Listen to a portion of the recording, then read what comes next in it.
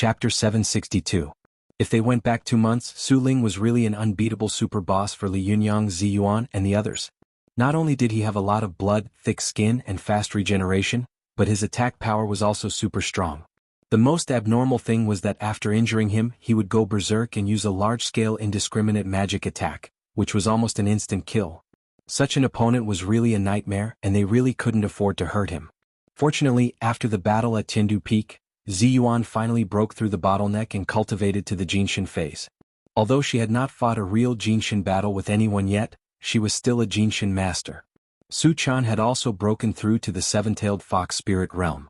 Although she was not yet in the Jinshin phase, once a fox demon cultivated to the top phase of the Yang spirit, once she revealed her true body, with the unique characteristics of long hair, thick skin and immunity to many magic of the fox demon, she also had the strength to compete with a Jinshin master. Although it was unlikely that she could win, at least she would not be like an ordinary Yang spirit master, who had no room to fight back. But even if the two of them had broken through to such a realm, they were still scared when they suddenly saw Su Ling. During the battle at Tiandu Peak, Su Ling had left a deep impression on them. Although this guy was a little arrogant, his strength was definitely not for show. He was extremely fierce in fighting. He had suppressed hundreds of cultivators by himself and beaten them so fiercely that Zi Yuan and the others didn't have any temper at all. That was not something that anyone could do. As soon as Su Chan saw Su Ling, she immediately grabbed Zi Yuan with her hand. Her eyes were wide open, and her frightened eyes seemed to be saying, "Sister Zi Yuan, what should we do?" Zi Yuan had never dreamed that after flying tens of thousands of kilometers to the distant Harrisburg, they would actually meet Su Ling. There was a touch of fear in Zi Yuan's eyes. The psychological shadow left by the battle at Tiandu Peak was really a little big. She suddenly saw Su Ling in this unfamiliar place. It would be a lie to say that she was not afraid, but after all, she was not an ordinary person. She calmed down in a moment and sent a voice transmission to Chris, "Don't worry. He definitely hasn't found us and he doesn't necessarily know about Chris's situation." Sure enough, after glancing at Chris, Su Ling did not show any abnormality, as if it was the first time he had seen her. Su Chan secretly admired Zi Yuan. Zi Yuan's speculation is not wrong at all. She can still accurately speculate the situation in such an extremely shocked situation. It's really amazing. At this time, she also understood that although Chris had seen Su Ling in the Battle of Sky Capital Peak, it did not mean that Su Ling could recognize her. At that time, Su Ling had suppressed everyone by himself. Naturally, they all remembered Su Ling. However, Su Ling had dealt with so many people alone, and it had been the middle of the night. How could everyone recognize him? Su Chan and Zi Yuan could understand this, but Chris was a little confused for a moment. She looked at Su Ling with fear in her eyes, as if she was looking at a devil that had crawled out of the blood pool of hell. Her eyes and expression made Su Ling realize that something was wrong. The paranoid Su Ling could not help but turn his eyes back and stare at her carefully with a suspicious look on his face. Zi Yuan immediately became alert. She sent a voice transmission to Chris. "Chris, don't look at me. This Su Ling hasn't found you. Don't expose yourself." Chris's body trembled slightly. She was also an extremely smart woman, so she quickly reacted. She lowered her eyes and quickly concealed her emotions. At this time, Su Ling also looked at her suspiciously and suddenly said, "Do you know me?" Chris raised her head, and there was no longer the strange fear in her eyes. She forced a smile and said, "I don't know you." Su Ling's eyes became more and more puzzled. "Then why are you so afraid of me?" Chris suddenly had an idea and said, "You have a kind of frightening aura on you. I don't dare to approach you." These words made Su Ling laugh proudly. The suspicion in his heart disappeared. He walked forward with a smile and said, "Don't be afraid. I'm a very easygoing person."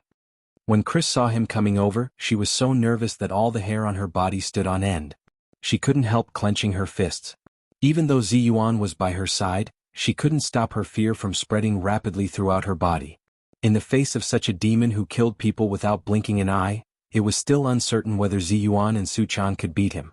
Now, his grandmother's life was obviously in his hands. Not only had he failed to save his grandmother, but he was also about to lose his own life. In such a situation, who wouldn't be afraid?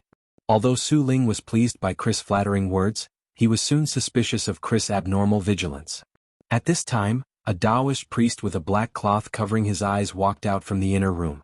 It was none other than Jiao Buli Meng Buli Su Kong. Although Su Kong was blind, he seemed to be able to see the surrounding scenery.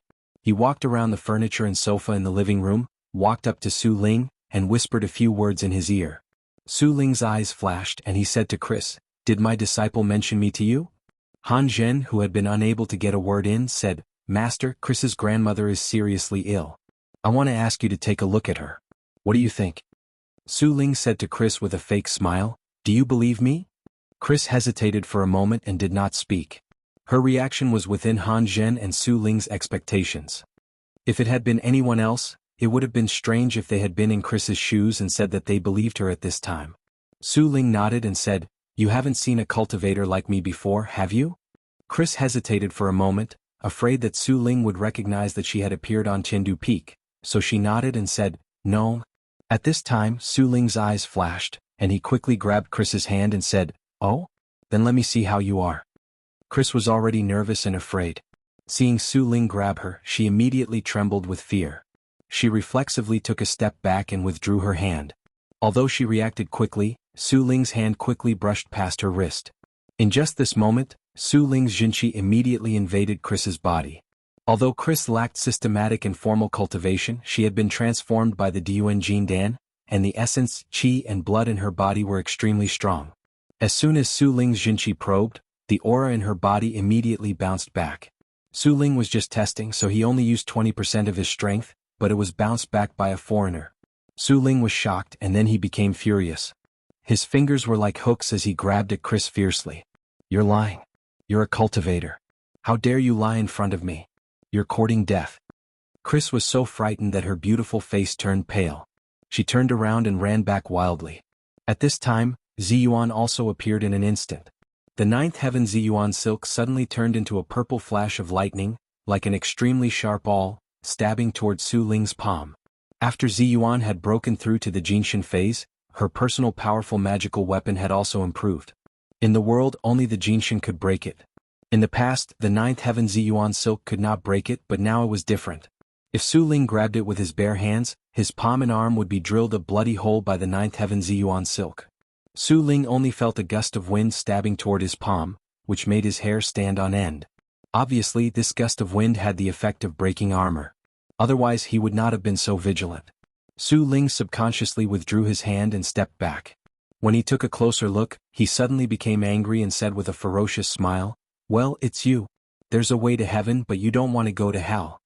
In the Battle of Chengdu Peak, Su Ling had a deep impression of Ziyuan. Although his previous fierce attacks had been blocked by Li Yunyang, in addition to the Heavenly Thunder and the Hell Wuzhang Enchanting Jade, Ziyuan's powerful magical weapon, the ninth heaven Ziyuan silk, had really hurt him. At this time, seeing this powerful magical weapon again, it was really like seeing an enemy. Su Ling shouted, "Shirdi, catch this foreign girl." The void immediately shot towards Chris like a cannonball. Chris had an excellent cauldron and exuberant qi and blood, but she didn't know the way of cultivation and cultivation techniques. She could only watch as the void rushed towards her, unable to move at all.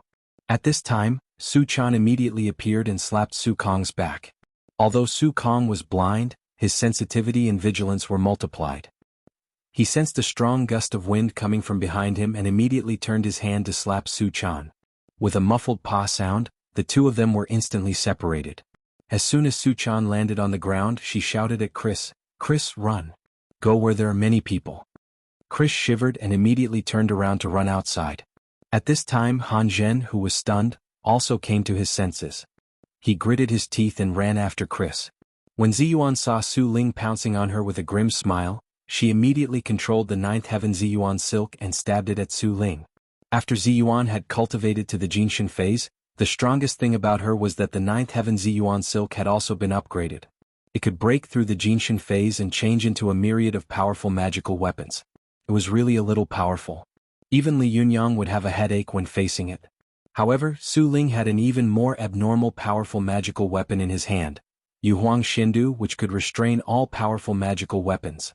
Seeing the ninth heaven Ziyuan silk coming at him aggressively, Su Ling immediately took out a black jade ring from his sleeve and threw it forward. After Su Ling took out the Yuhuang Shindu, it immediately stopped in midair. The ninth heaven Ziyuan silk hit it and immediately stopped moving. No matter how hard Ziyuan tried, it didn't move at all. These two powerful magical weapons seemed to have stopped in a confined space. No one's Jinqi could break in and no one's powerful magical weapon could intervene, let alone their own thoughts and divine senses. When Ziyuan saw that the ninth heaven Ziyuan silk had been restrained by Yuhuang Xindu, her face suddenly changed and a trace of fear flashed in her eyes. The two powerful magical weapons she had carried with her before had been destroyed by Li Yunyang. Could be said that half of her strength in the fight now lay in this ninth heaven Ziyuan silk. She didn't know the mantra Mahamudra like Li Yunyang, so she could beat her opponent with her bare hands. Powerful magical weapons were the weapons of cultivators. At this time her weapons had been confiscated, so Ziyuan didn't dare to fight with Su Ling. Without thinking about it, she immediately sent a voice transmission to Su Chan, "Let's go." The two of them rushed forward with great tacit understanding, making a posture of fighting desperately, causing Su Ling and Su Kong to put on a defensive posture for a moment. However, they soon stopped and disappeared in the blink of an eye, fleeing. Su Ling was stunned and then he became furious. B****, how dare you trick me? Just. Even if I have to chase you to the ends of the earth, I will kill these two B****cheese. Chapter 763. Following Su Chan's instructions, Chris ran back to her home. Although she didn't know the way of cultivation, her physical strength was tyrannical, and her essence, qi and blood were abundant. She was already considered rare in this world. Despite her fear, Chris's speed did not decrease. Instead it increased. It only took a few steps for her to reach her lawn. Ignoring the guests who were playing on the lawn and greeting her, she rushed into her room. As soon as she entered the hall, she saw that it was full of guests. Some of these people were from the upper class of Pennsylvania. They were holding goblets, sipping red wine, and whispering about the situation on Wall Street. Not far away were mostly Chris's family and friends. They seemed to be much more lively, gathering together to gossip. Like most American girls, Chris didn't like noise, so the banquet was quite moderate. There was no loud noise and there was no harsh rock music. Even if they spoke, most people consciously lowered their voices. Therefore, when Chris rushed in, the sound of the door was particularly ear-piercing, and everyone's eyes turned to her. Being stared at by everyone, Chris felt a chill run down her spine. She wanted to shout that there was a devil behind her and call the police. But she also knew that if she shouted, there would only be two results. Either Su Ling would catch up and kill her, or Su Ling would retreat, and she would be regarded as a lunatic and sent to a mental hospital. Chris quickly calmed down, pulled the hair hanging down from her ear, and reluctantly smiled at the crowd as a greeting. Everyone also raised their glasses to Chris, then turned their heads and went to talk about their own things. Chris resisted the urge to run as far away as she could and squeezed herself into the crowd. This kind of situation was a bit like using ordinary people who didn't know anything as a meat shield. It was very unkind, but there was no other way. Hiding in the crowd, Chris looked nervously and carefully at the door. From time to time, her eyes looked around, looking for a convenient way to escape. While she was looking around, she suddenly saw a person rush in. It was Han Zhen who had followed her. Chris's face changed and her body involuntarily shrank back. But at that moment, a voice came from the side. "Hey Chris, so you're here." Chris looked back and saw that it was her brother-in-law. Before she could greet him, she saw that Han Zhen had already heard her shout and was looking at her like an eagle. Chris was shocked, but she didn't dare to show too much of an abnormality. She could only reluctantly greet her brother-in-law. "Hi Charlotte." Charlotte didn't wait for her to finish. She grabbed her and asked anxiously, "Hey Chris, I have something to ask you. Let's go to the side, okay?" Chris groaned inwardly, but just as she was about to refuse, Charlotte pulled her towards a spacious balcony in the backyard. Just as Chris was about to struggle, she saw Han Zhen walking quickly towards her. She gritted her teeth, nodded to Charlotte, pointed to the backyard and said, "Let's talk there." Charlotte was overjoyed. He let go of Chris's hand and walked through the courtyard with her to the backyard. As soon as they got rid of the guests everywhere, Charlotte rubbed his hands and asked eagerly, "Chris, didn't the F***king friends who came with you last time come? You know, I also like national culture.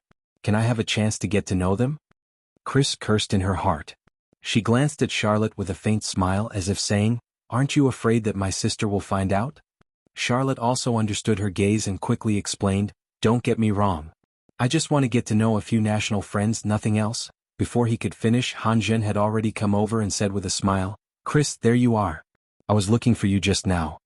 Chris stared at him unkindly and said with a faint smile, "Han Zhen, I didn't expect you to be so concerned about me." Chris's words were full of resentment and had a double meaning, but Han Zhen didn't seem to hear it. He still smiled and reached out to grab Chris's shoulder. He smiled proudly and said, "Chris, I've always been concerned about you. Haven't you noticed? When Chris saw him grabbing her, she struggled with her shoulder and angrily pushed him away. Her body was created by the spirit pill, so she was very strong. This push immediately sent Han Zhen flying. He fell into the grass in the back garden and fell on his face. Charlotte, who was standing to the side, was dumbfounded. He looked at his sister-in-law as if she was an alien. He couldn't imagine that Chris could push Han Zhen, an adult man weighing 150 kilograms, several meters away with a single push. After Chris pushed Han Zhen away, she realized that something was wrong. Her brother-in-law was still standing next to her. She turned her head to look at Charlotte, her eyes flickering. Charlotte was so scared that he quickly raised his hands and said, "Chris, just pretend that I didn't say anything just now." Before Chris could speak, she felt a strong wind coming from beside her, and Su Chan's cry of surprise came into her ears. "Chris, why are you here? Go in." As soon as this cry of surprise rang out, Su Chan fell from mid-air with a cry. Just as she was about to fall to the ground, she flipped her body in mid-air, and her falling body immediately became as light as a feather. Like a nimble fox, she floated to the ground. As soon as Su Chan landed, she grabbed Chris's arm and wanted to rush into the room. However, as soon as she moved, she saw Zi Yuan appear in front of them in an instant, and Su Ling also chased after them like a maggot attached to a bone. Su Ling stood on the roof and looked down at the three women in the yard. He laughed proudly and said, "You still want to run? Do you think that running to a place with so many people is enough?" As he spoke, Su Ling took out a jade seal from his sleeve. He held it high and stamped it in the air in front of him. Immediately, two black characters were clearly stamped in the air. They were the two characters of 5 ghosts in ancient seal script. When Su Chan and Zi Yuan had fought on Tiandu Peak, they had never seen Su Ling use such a vicious, powerful magical weapon as the 5 ghosts and 5 plagues. Zi Yuan was experienced and knowledgeable. When she saw the words 5 ghosts, she was shocked and cried out involuntarily, "5 ghosts and 5 plagues? How could you have such a vicious magical weapon?" Su Ling grinned grimly. The two black characters, 5 ghosts in front of him, hung in the air for a while, then slowly twisted and drifted away, as if the condensed thick ink had been dispersed by someone with an ink stone. The black chi slowly dissipated into 5 human figures. These 5 people were dressed in 5 colored robes, each holding an object. One was holding a frame and a jar, one was holding a leather bag and a sword, one was holding a fan, one was holding a hammer, and one was holding a fire kettle. The 5 of them had blue faces and empty eyes, and their bodies were emitting a black aura of death. They were the 5 plague ghosts, who were known as the 5 ghosts in the sky and the 5 plagues on the ground. Zhang Yuanbua, the spring plague; Lu Yuanda, the summer plague; Zhao Gongming, the winter plague; Zhong Rengue, and Shi Yi, the chief plague. Zi Yuan naturally knew how powerful the 5 plague ghosts were. She was so shocked that her face turned pale. Without thinking about it, she immediately pulled Su Chan and shouted, "Let's go!" Although Su Chan didn't know what kind of powerful magical weapon it was, she felt her hair stand on end just by smelling the pungent stench. She and Zi Yuan were next to Chris, one on the left and the other on the right. With a shout, the 3 of them flew out in an instant, turning into a beam of blue light and fleeing into the distance. Su Ling grinned hideously. "Where are you going?" The 5 ghosts and 5 plagues in front of him immediately chased after them like shadows. He and Su, who had rushed over later, also turned into 2 beams of blue light and followed them. Charlot was dumbfounded for a while, as if he had been immobilized. It wasn't until his wife called out to him from the house that he came to his senses. Kurt looked at her husband, who was standing in the yard, in surprise. She asked in confusion, "Honey, what happened?" The corner of Charlot's eyes twitched. "Honey, come out and look at them." Zi Yuan and Su Chan quickly fled with Chris, but Chris was full of doubts. She had seen the powerful magical weapon used by Su Ling transform into 5 people, but she didn't understand why Zi Yuan and Su Chan wanted to take her away from here. Although she hadn't learned any magic from Li Yundong, she still knew some basic rules of the cultivation world. Chris knew that cultivators couldn't use magic on ordinary people, kill them with jinqi, or use powerful magical weapons to kill ordinary people. Therefore, when Su Chan asked her to run to a crowded place, she ran home without thinking. At this time she was flying in the air, and the strong wind was blowing against her face, making her almost unable to open her eyes. She struggled and shouted, "Why are you running away? Isn't he afraid of being discovered when he uses magic?" As soon as she opened her mouth, the strong wind poured into her mouth, almost choking her. Zi Yuan had Jinshin to protect her body, so she was naturally not afraid of the strong wind. She said loudly, "That's the 5 ghosts and 5 plagues. This powerful magical weapon represents the power of nature in the heaven realm. It's the exclusive powerful magical weapon of the 5 ghosts and 5 plagues. Anyone who dies from being contaminated by the plague will be automatically judged by heaven to have died of the plague, not killed by magic. Hearing this, Chris was shocked. You mean that if this guy used magic in my house, everyone in my family would die, and he wouldn't be punished by heaven's tribulation? Ziyuan said loudly, that's exactly what I mean. Su Chan, who was standing to one side, blamed herself with a face full of chagrin. It's all my fault. I thought it would be safe in a crowded place. I didn't know that this guy had such an abnormal powerful magical weapon. I almost caused a big disaster. At this time she looked back and saw that Su Ling and Su Kong had caught up with them. Su Chan's expression changed and she shouted in surprise and joy, Sister Ziyuan, they're catching up. What should we do? Ziyuan looked back and saw that Su Ling, Su Kong and the 5 ghosts and 5 plagues were all following behind them like ghosts. Although she was nervous and afraid, at least they wouldn't harm mortals, so she was a little relieved. She said, I don't have any good ideas. I can only try my best to get rid of them. Why don't we split up and run? Su Chan immediately knew that Ziyuan wanted to sacrifice herself to buy time for them to escape, so she said decisively, no, Chris can't fly. If we run separately, we will definitely be caught by them separately. Sister Ziyuan, I've learned a magic in the past few days. Maybe it can trap them.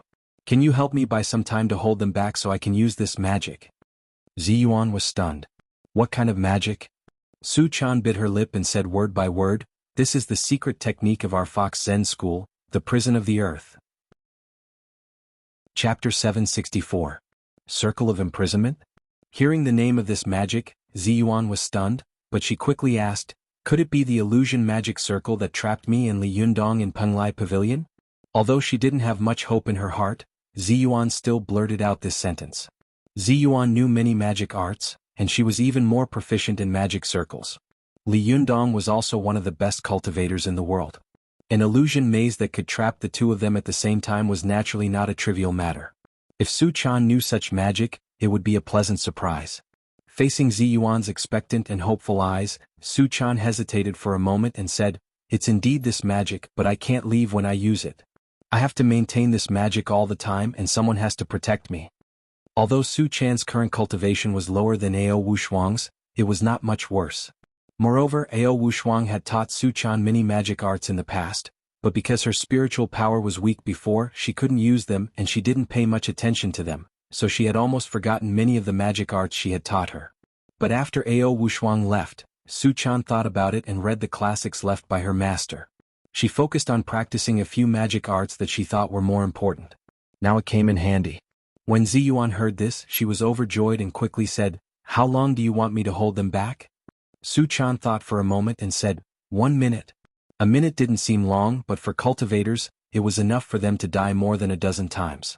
Especially now that Ziyuan's powerful magical weapon had been exchanged by Yuhuang Xindu, she could be said to be bare-handed. If she wanted to hold back a Jinshin master like Su Ling, and there was also a Yang spirit master like Su Kong next to her, the difficulty and danger of the situation could be imagined. Ziyuan thought for a moment and asked, how long can you hold on? Su Chan thought again and said, 48 hours at most. Ziyuan immediately said decisively, okay. I'll hold them back. You cast the magic as soon as possible. Then she said to Chris, we'll trap the two of them later. You have to go back to Li Yundong as soon as possible and tell him the situation here. Let him come to support us as soon as possible. Chris was shocked and immediately said, no, how can I leave you at this time? Ziyuan, your cultivation is high. You should inform Master. Ziyuan said angrily, nonsense. If I leave, you will hold Su Ling and Su Kong back? If we can't hold them back, Su Chan will die. If we continue to fight with them like this, we will also die. If you leave quickly, there may be a chance to survive. Chris gritted her teeth as she struggled internally. She also knew that this was the best solution. Although she was unwilling, she could only grit her teeth and nod in agreement. As soon as the three landed, Chi Su Kong and Chi God and Chi. As Chi and Chi Li Chi of Chi Li and Li. As Chi Ziyuan Chi Yen Su Lin Ling Chi Yen Su Chi Ti. As the three as Chi Yang Chi Su Chi Li. Let's see if you can run to the ends of the earth. The battle at Tiandu Peak had been regarded as a great shame by Su Ling. He thought that if it hadn't been for Li Yundong and the others, he would have definitely gotten the 3 Duan Jindan and the Medicine King tripod by himself. At that time, he would have found a place to cultivate quietly for 8 or 10 years. When he came out of the mountain, he would have been able to do whatever he wanted in the cultivation world. However, Li Yundong and the others had joined forces to shatter his dream, and then he had been defeated in Southeast Asia. Now that he had recovered from his injuries in the United States, he suddenly saw Ziyuan and the others. Naturally, he wanted to pull out his tendons and peel off his bones. He chased after them and wanted to wash away his shame. Ziyuan winked at Chris, who was beside her, indicating for her to run quickly. She stood in front of her and said with a cold face, "Taoist priest Su Ling, there is no hatred in the world that can't be solved. Why do you have to force us?" Su Ling grinned grimly and said, "Force us? Humph, when we were on Tiandu Peak, you didn't know what was good for you. Today you actually ran into my hands. What else do you have to say?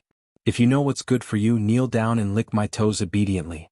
Otherwise, I will destroy your body and soul and make your whole life's cultivation go to waste."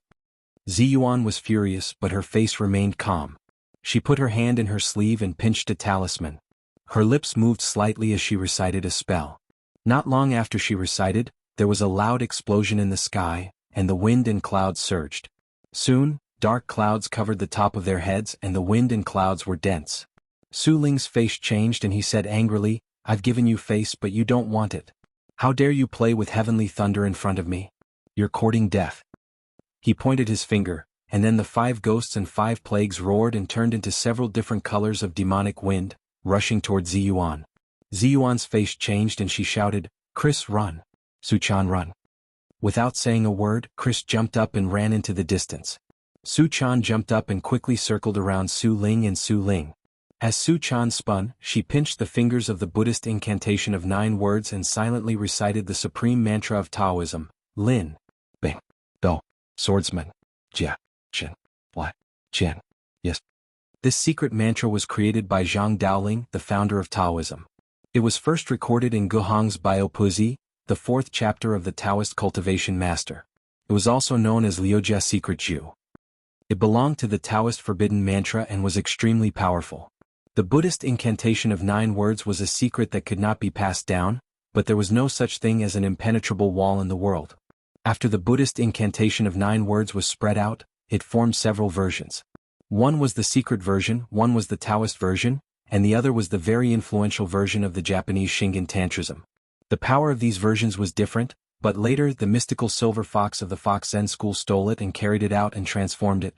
As the leader of the 4th generation of the Fox Zen school, the mystical silver fox also knew that it was extremely rare for her to be able to cultivate a shentong that was both hard and soft. Most of the other disciples were ordinary fox demons and most of them were fox demons. How could they use such a fierce mantra? Therefore, she specially modified this magic according to the characteristics of the cultivators of the Fox Zen school, changing this fierce kung fu into a strange and unpredictable illusion maze. The Buddhist incantation of 9 words had different names in each school. In the Xinyan Tantrism, the Buddhist incantation of 9 words was the Lin Bing Do Jurare. In the sects of the Fox Zen school and the Hua Taoist family, the 9 words was the Lin Bing Do Jurare. The power of these 9 words was different. Every time Su-chan silently shouted a word, her hands quickly pinched a finger gesture, and her feet stepped on the Tiangang and the earthly evil, which was in line with the 7 stars technique. She pointed to the 9 heavens' divine night. Soon, a white mist visible to the naked eye spread out from her body, quickly covering the surroundings. Su-chan's cultivation was far inferior to that of Lu Ye's. Naturally, it was impossible for her to use this magic formation as easily as Lu Yi. Not only could she let the other party enter the formation without noticing, but she could also trap the opponent in it and make it difficult for him to escape without any maintenance. As soon as Su-chan used the prison of painting, Su Ling was immediately alerted. He shouted angrily in shock and anger, his roar shaking the sky. "How dare a little fox demon show off in front of me? You're courting death." After that, he turned into a golden light and rushed towards Su-chan. At this time, Ziyuan suddenly shouted and pointed her finger at the sky. With a click, a bolt of lightning fell and accurately struck towards Su Ling. Ziyuan was a virgin, so naturally, it was impossible for her to control the heavenly thunder. She could only control the lightning. However, the power of the lightning was not trivial. Su Ling immediately dodged and did not dare to get close to her. At the same time, she drove the Tiangang wind to blow in all directions, and the plague that was close to her couldn't get close to her. For a moment, the plague was lingering around, and the grass on the outskirts of Harrisburg suddenly became dirty and black, like hell. At this time, Su Ling attacked Su Chan together, and Ziyuan intercepted him. Although Su Ling could stop Su Chan's figure was extremely fast and he couldn't catch her at all. Every time he saw that he could hit her, he often hit an illusion. Although Su Ling saw that Chris had escaped, they didn't take it seriously. They thought that Chris wouldn't be able to cause any trouble in this unfamiliar place. Chris ran for a long distance before she dared to look back. With the help of the moonlight, she saw a white mist shrouding the figures of several people behind her. Waves of angry roars rang out continuously. Bolts of lightning struck down from the sky one after another, and the ground was covered in black dirty water, spreading in all directions like ghosts. Chris shivered all over and didn't dare to stay. She immediately took a big turn, identified the direction of the sky, and ran in the direction of her home.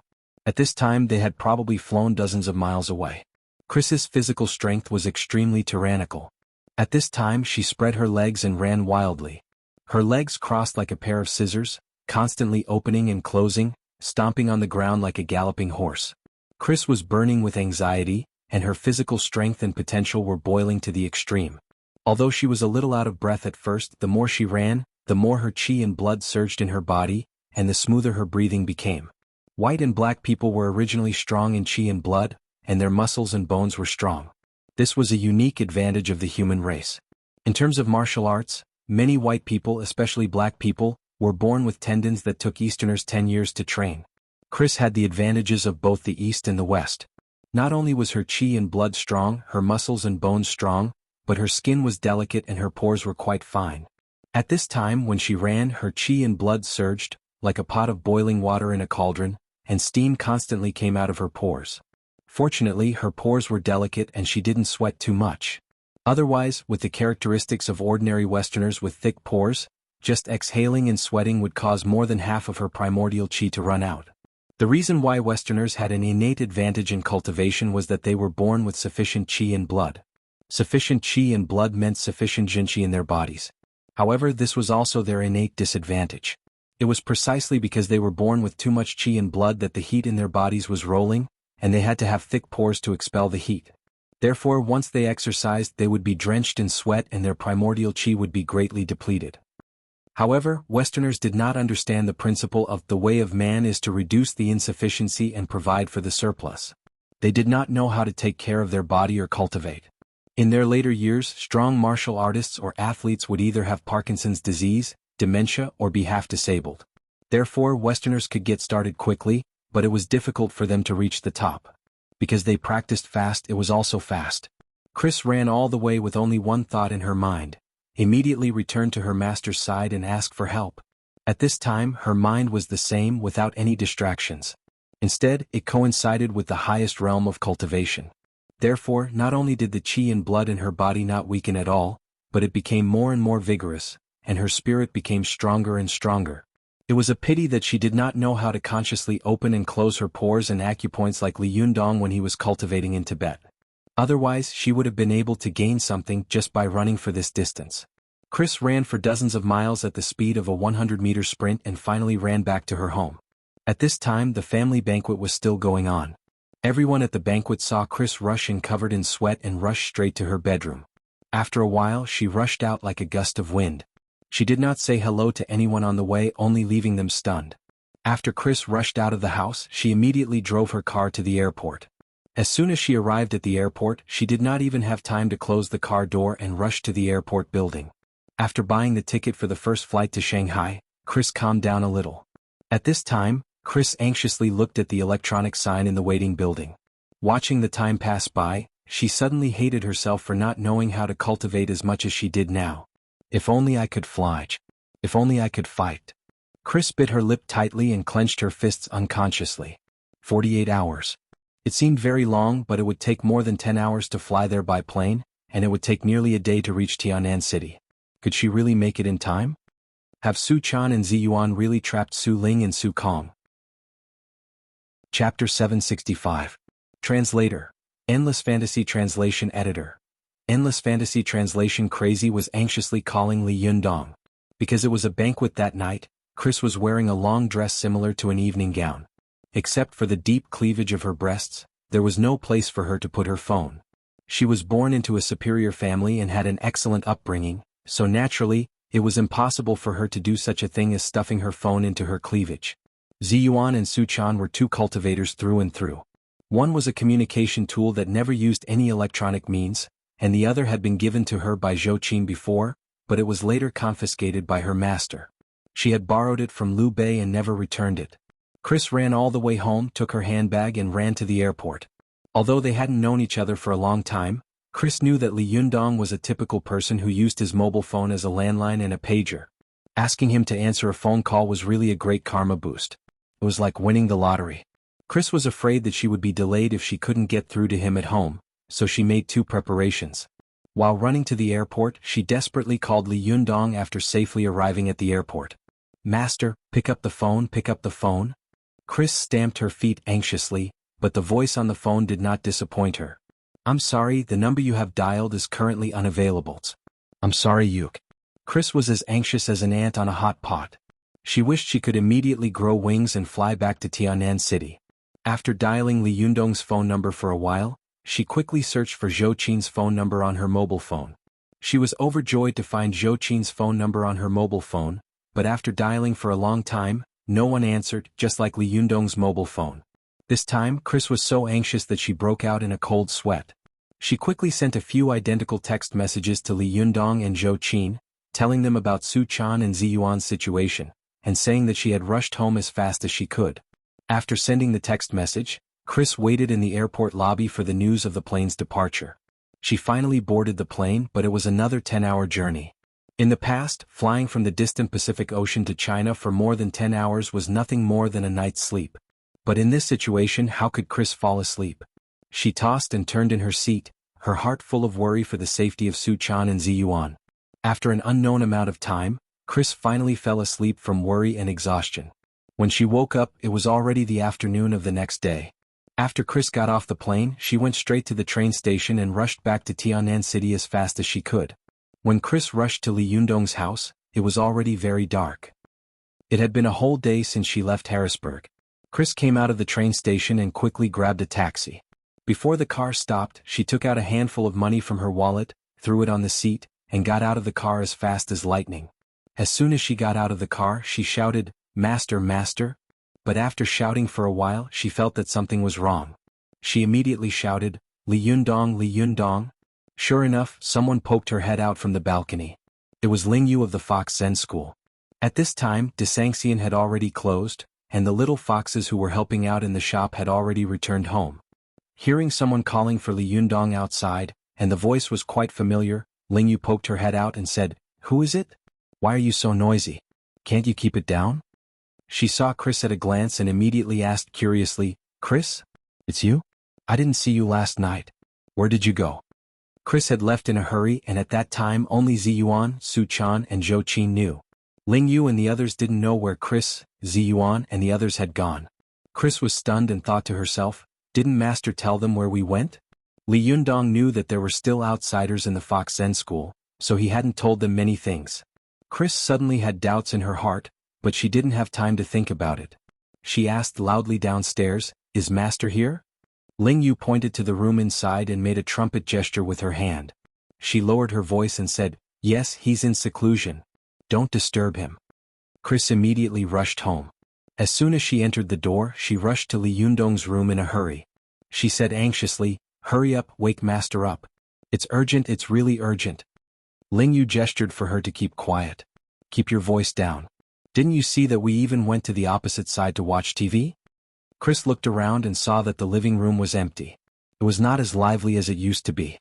She grabbed Ling Yu and said, "Ziyuan and Su Chan are in danger now. If we don't wake Master up, I'm afraid he won't be able to see them when he comes out of seclusion." Ling Yu was shocked. "What's going on?" Chris grabbed Ling Yu and rushed to Li Yundong's room. "Let's wake Master up first. There's no time." Ling Yu had never seen Chris so anxious before. She didn't dare to be careless and quickly walked to Li Yundong's room. She stretched out her hand and was about to knock on the door when she saw the closed door creak open. Li Yundong walked out and looked at them with a smile.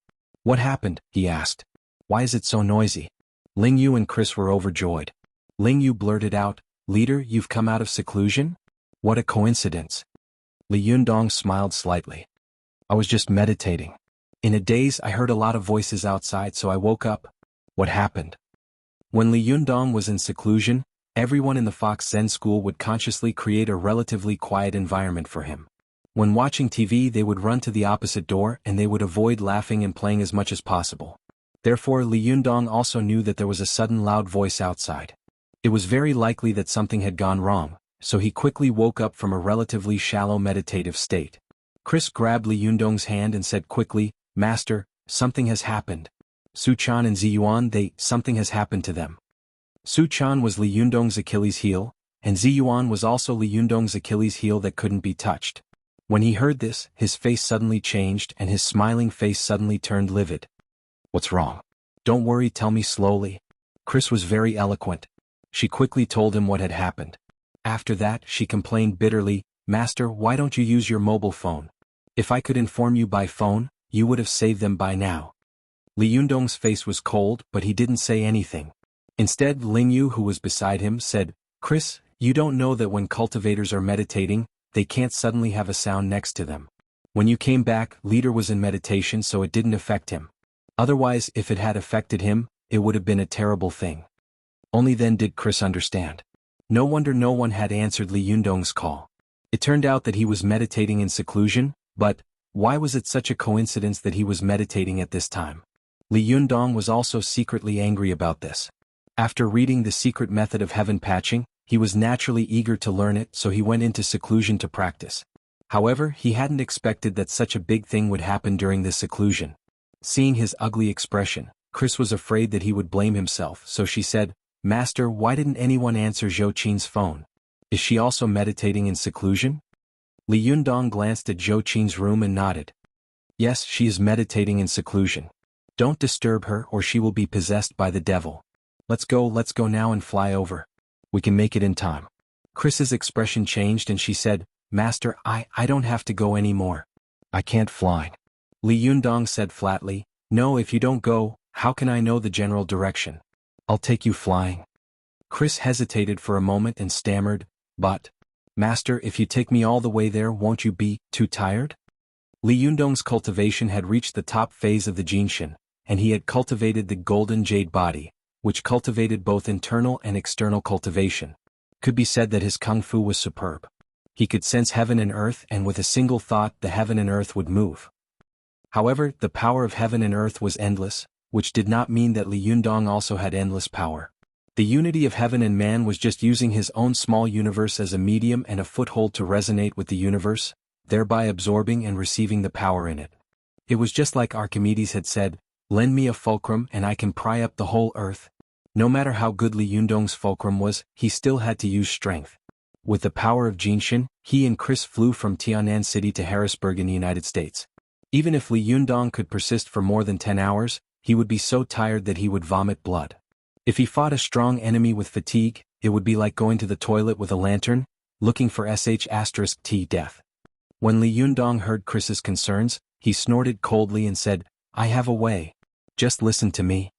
Chris gritted her teeth and said, Master, what do you want me to do? Tell me. Li Yundong's eyes narrowed as he stared at Chris and said, Take a deep breath, sink your qi into your dantian, and keep your mind focused. Although Chris had never learned cultivation seriously, she still knew how to sink her qi into her dantian and keep her mind focused. She immediately concentrated and took a deep breath. As soon as she calmed her qi and calmed her mind, she saw Li Yundong suddenly turn his left hand and slap it toward the top of her head. His other right hand made a lotus fist, with his index finger erected and the upper knuckle slightly curved like a hook. It was the Buddha top Mahamudra of the womb concealment, removing obstacles. His upright and slightly curved index finger quickly went toward the Shinting acupoint on Chris's face. Chris saw that Li Yundong had attacked her without warning, and every move was aimed at her vital point. She couldn't help but be so shocked that her beautiful face turned pale. She suddenly thought in her heart, Master, don't tell me that you hate me for getting Su-chan and Ziyuan into trouble and want to kill me? Chapter 766. As soon as this frightening thought flashed through her mind, she subconsciously closed her eyes. Li Yundong's palm had already slapped the top of her head, and the index finger of his right hand was also chiseled into the Shinting acupoint on her forehead. At that moment, Chris felt her body tremble as a majestic force poured into her from the top of her head like a flood.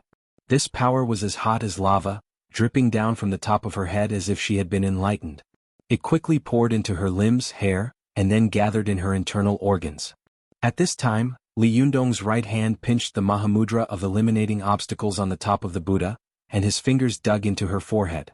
Suddenly, it seemed as if a hole had been dug into the top of her head, and the heat in her internal organs began to boil.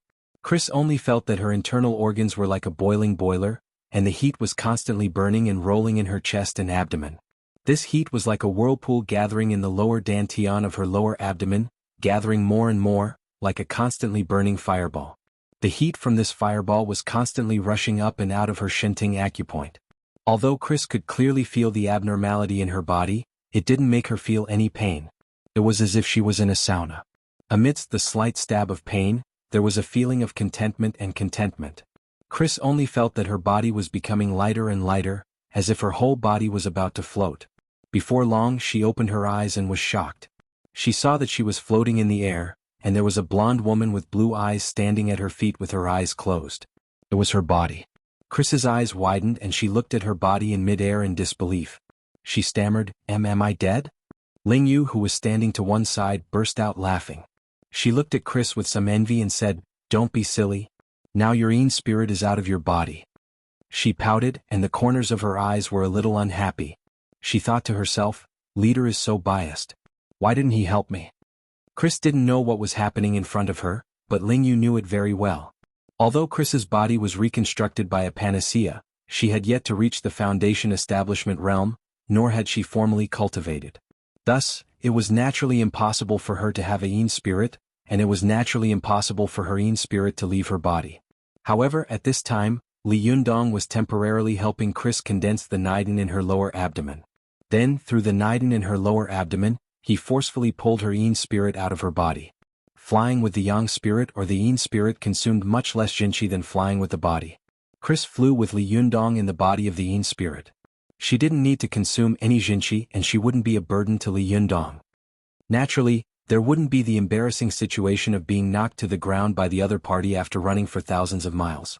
Although this method was a bit like spoiling things through excessive enthusiasm and was extremely risky, it was a last resort right now. Moreover, Chris would definitely benefit greatly in the future. Chris looked down at herself, her face full of shock and confusion. My Yin spirit has left my body? Does it mean his soul left his body? Li Yundong nodded at her. Something like that.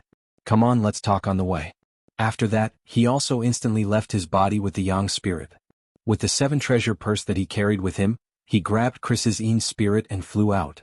Although the Yin spirit was invisible and intangible, when Li Yundong grabbed Chris's wrist, it was as if he had grabbed it. Chris saw a layer of faint golden light flowing on her wrist. She was effortlessly pulled by Li Yundong to fly at a high speed, but she could no longer feel the strong wind blowing in her ears. Chris felt like she was hanging in a small carriage behind a high-speed train.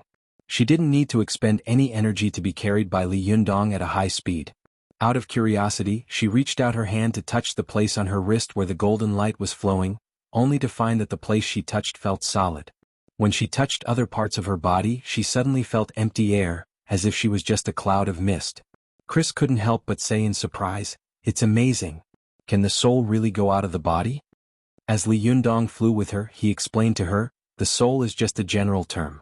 The Yang spirit and the Yin spirit can all be called souls. Before anyone cultivates, if there is a situation where the soul goes out of the body, it will be the Yin spirit without exception. It is invisible and intangible and it can't touch anything. But if you know how to cultivate, build the Zhuji phase and cultivate the Yang spirit, it means that you have transcended this body that will die of old age. From then on, you will have one more life than ordinary people. As long as your Yang spirit is not destroyed, you will never die." Chris's eyes widened when she heard this. She listened to every word Li Yundong said eagerly. After he finished, she asked again, "But I heard that if the soul is out of the body for too long, will something happen?" Li Yundong nodded at her and motioned for her to be at ease. He said, "If you rely on your current strength to get out of your body, if you leave your body for too long or too far, your soul will lose connection with your body. Even if your soul returns in the future, your body will have decayed. You told me before that your grandmother was affected by the soul detachment technique. Your grandma still left a part of her soul in her body. Her 3 spiritual and 7 physical souls haven't left her body. The part she left is in charge of the body's metabolism, so that when your soul comes back one day, you won't find that your body is no longer usable. Hearing this, Chris felt a little relieved, but she still asked with some worry, "But I haven't built the Zhuji phase yet. Will it be okay for my Yin spirit to leave so far away?"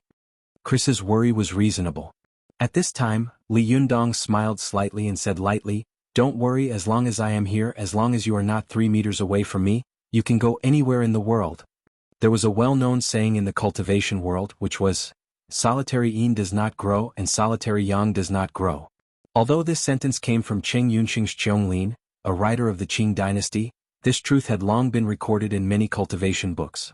If Chris's Yin spirit left her body without Li Yundong's help, she would not be able to hold on even if she flew dozens of miles, let alone tens of thousands of miles. Her Yin spirit would even break on the spot, and she would not be able to control her soul and be torn apart. This was the truth that solitary Yin did not grow. At this time, with the help of Li Yundong's powerful Yuanyang genuine qi, her Yin spirit condensed within 3 meters of Li Yundong. She did not have to worry about it collapsing because of her low cultivation. Although Li Yundong's words sounded calm, Chris still sensed an extremely confident and conceited arrogance in his tone, as if he was looking down on the world and no one could compete with him. A confident man could exude a strange aura. Chris felt a strong sense of security from Li Yundong's words. She immediately felt completely relieved and did not say anything more. The two of them flew all the way. The speed of the Yang spirit was far faster than that of the physical body. A few hours later, they had already flown to the other side of the Pacific Ocean. At this time, it was already 3 or 4 o'clock in the morning, when the sky was darkest. Chris looked up at the stars in the sky. After identifying the direction, she pointed with her finger and Li Yundong flew over with her. Seeing that there were more and more buildings around them, Li Yundong landed with Chris. At this time, they had already entered the suburbs on the edge of Harrisburg. At this time, Chris looked around, pondered for a moment and said, "Find my house first and then I'll know how to go." Li Yundong nodded and quickly flew to her home in the direction Chris had pointed out. At this time, the banquet at Chris's home had already ended. Although she had left without saying goodbye, the guests still had a good time. Many people were sleeping in the living room. Chris only glanced at her home before turning her gaze elsewhere, searching for the path she had taken to get here. She quickly pointed and said, "It's here." Li Yundong nodded and once again flew quickly with her. The two of them flew for a long time, but they did not see a single figure. Chris couldn't help but feel anxious. Why didn't I see them? Could it be that they were no longer here? Harrisburg, as the capital of a state, had less than 50,000 people. Compared with the provincial capitals of China, it was incredible. One could imagine how sparsely populated it was. Especially in the suburbs, it was normal to walk for more than 10 miles without seeing a single person. At this time it was late at night and it was difficult to see clearly. Even if she took a wrong step at the beginning, she would be wrong for more than 10 miles. What's more, she didn't know whether Su Chan, Ziyuan, and the others had left or where they were. The more Chris thought about it, the more flustered she became, and for a moment, her face became extremely ugly. Li Yundong was angry at first, but at this time he calmed down. He simply pulled Chris to stand in the wilderness and said, "Don't worry, I'll look around." As he said this, he closed his eyes and in an instant, his body rose into the air, turning into countless golden lights and scattering in all directions. It was one of the 8 great magical powers of the 8 great freedoms of the Buddhist Dharma, which could allow thousands of incarnations. When Chris saw that the golden light was as dazzling as fireworks, she was stunned and speechless. She stayed where she was and didn't dare to move, for fear that Li Yundong would never return and she would become a lonely ghost. Eventually, her soul would dissipate between heaven and earth. Fortunately, Li Yundong had only left for a few seconds before the golden light gathered back. Li Yundong's figure appeared, took Chris's hand, and flew in the east direction. "Let's go, I found it." Chris was pulled by him and flew about 2 or 3 miles away. Suddenly, she saw a fog in front of her, covering the surrounding wasteland with a radius of hundreds of meters. A bright moon as big as a silver plate was hanging high in the sky. This fog seemed to separate the outside world from the inside, making people feel like they were separated by yin and yang. It was extremely strange. At this time, Li Yundong's face was as cold as water. He turned to Chris and said, "Stand 3 meters behind me. No matter what happens, don't move. Do you understand?" Chris knew that an earth-shattering battle was about to break out. How could she dare to say no? She quickly nodded like a chicken pecking rice. Li Yundong was relieved and turned his head to look at the fog. He smiled coldly and thought to himself, Su Ling, I almost died in your hands in the Battle of Carry Holy Mountain, and I almost died in your hands in Tiandu Peak. Now the tables have turned. It's okay if you provoke me, but how dare you bully Su Chan and Zi Yuan? While Li Yundong was thinking about it, his heart skipped a beat. He remembered that Chris had once told him that Su Chan had used an illusion maze to trap Su Ling and Su Kong in it. At this time they must not have broken out. Why not make good preparations before they break out? Thinking of this, Li Yundong sneered and whispered sarcastically, If I don't entertain you warmly, how can I be worthy of our meeting? Chapter 767. Chris opened her blue eyes and looked at the thick white fog in front of her in surprise and doubt. In the white fog, she seemed to be able to see figures flashing in it, but she couldn't hear any sound coming from it. Moreover, the white fog was constantly changing around her, sometimes condensing into a pattern of mountains and rivers, and sometimes changing into a magnificent scene of the sea and the sky. It was really amazing. She looked at Li Yundong, who was silently pinching his fingers, and suddenly asked boldly, Master, didn't you tell Su Chan and Zi Yuan that you were here? Li Yundong didn't even turn his head. While concentrating on mobilizing his Jinqi, he said slowly, It's useless. This illusion can separate the real world and the virtual world. People outside can't hear the people inside, and the people inside can't hear the people outside. Chris was surprised. From time to time, she looked at the changing white fog in front of her, and then at Li Yundong's hands. She saw that at this time, Li Yundong's hands were quickly pinching the Mahamudra. Every time he pinched a handprint, he would pat in front of him, and suddenly a golden handprint appeared. This handprint seemed to be real and floated in the air. After a long time, it slowly turned into a ray of golden light and scattered around. The speed at which Li Yundong was pinching the Mahamudra with both hands was far faster than the speed at which the Mahamudra dissipated, so in a short time, there were all kinds of Mahamudra in front of Li Yundong. Although Chris didn't recognize these handprints, she saw that there seemed to be a golden wall of Mahamudra in front of Li Yundong. It was like a Buddha wall in the world, majestic and awe-inspiring, which made people feel awe at first glance. The Buddha wall shone with golden light and shone on Li Yundong, making him look like he was covered with a layer of golden sand. He was like the fighting Vajra in Buddhist legends, the supreme Arhat. Chris was in awe. If she hadn't been shocked by the scene in front of her and couldn't move, she would have knelt down and worshipped such a vision. After Li Yundong finished the last Mahamudra, he suddenly exhaled and shouted. Immediately, the Mahamudra wall in front of him shattered into countless golden lights and spread in all directions. Some of the golden lights surrounded the white fog, while others kept penetrating and spreading inside. During the Jin dynasty, Wang Ji went into the mountains to chop firewood and accidentally saw two old men playing chess. He watched the game curiously from the side. After watching the game, the handle of the axe he carried with him had already rotted away. There was no sun or moon in the mountains and no year was known in the heat and cold.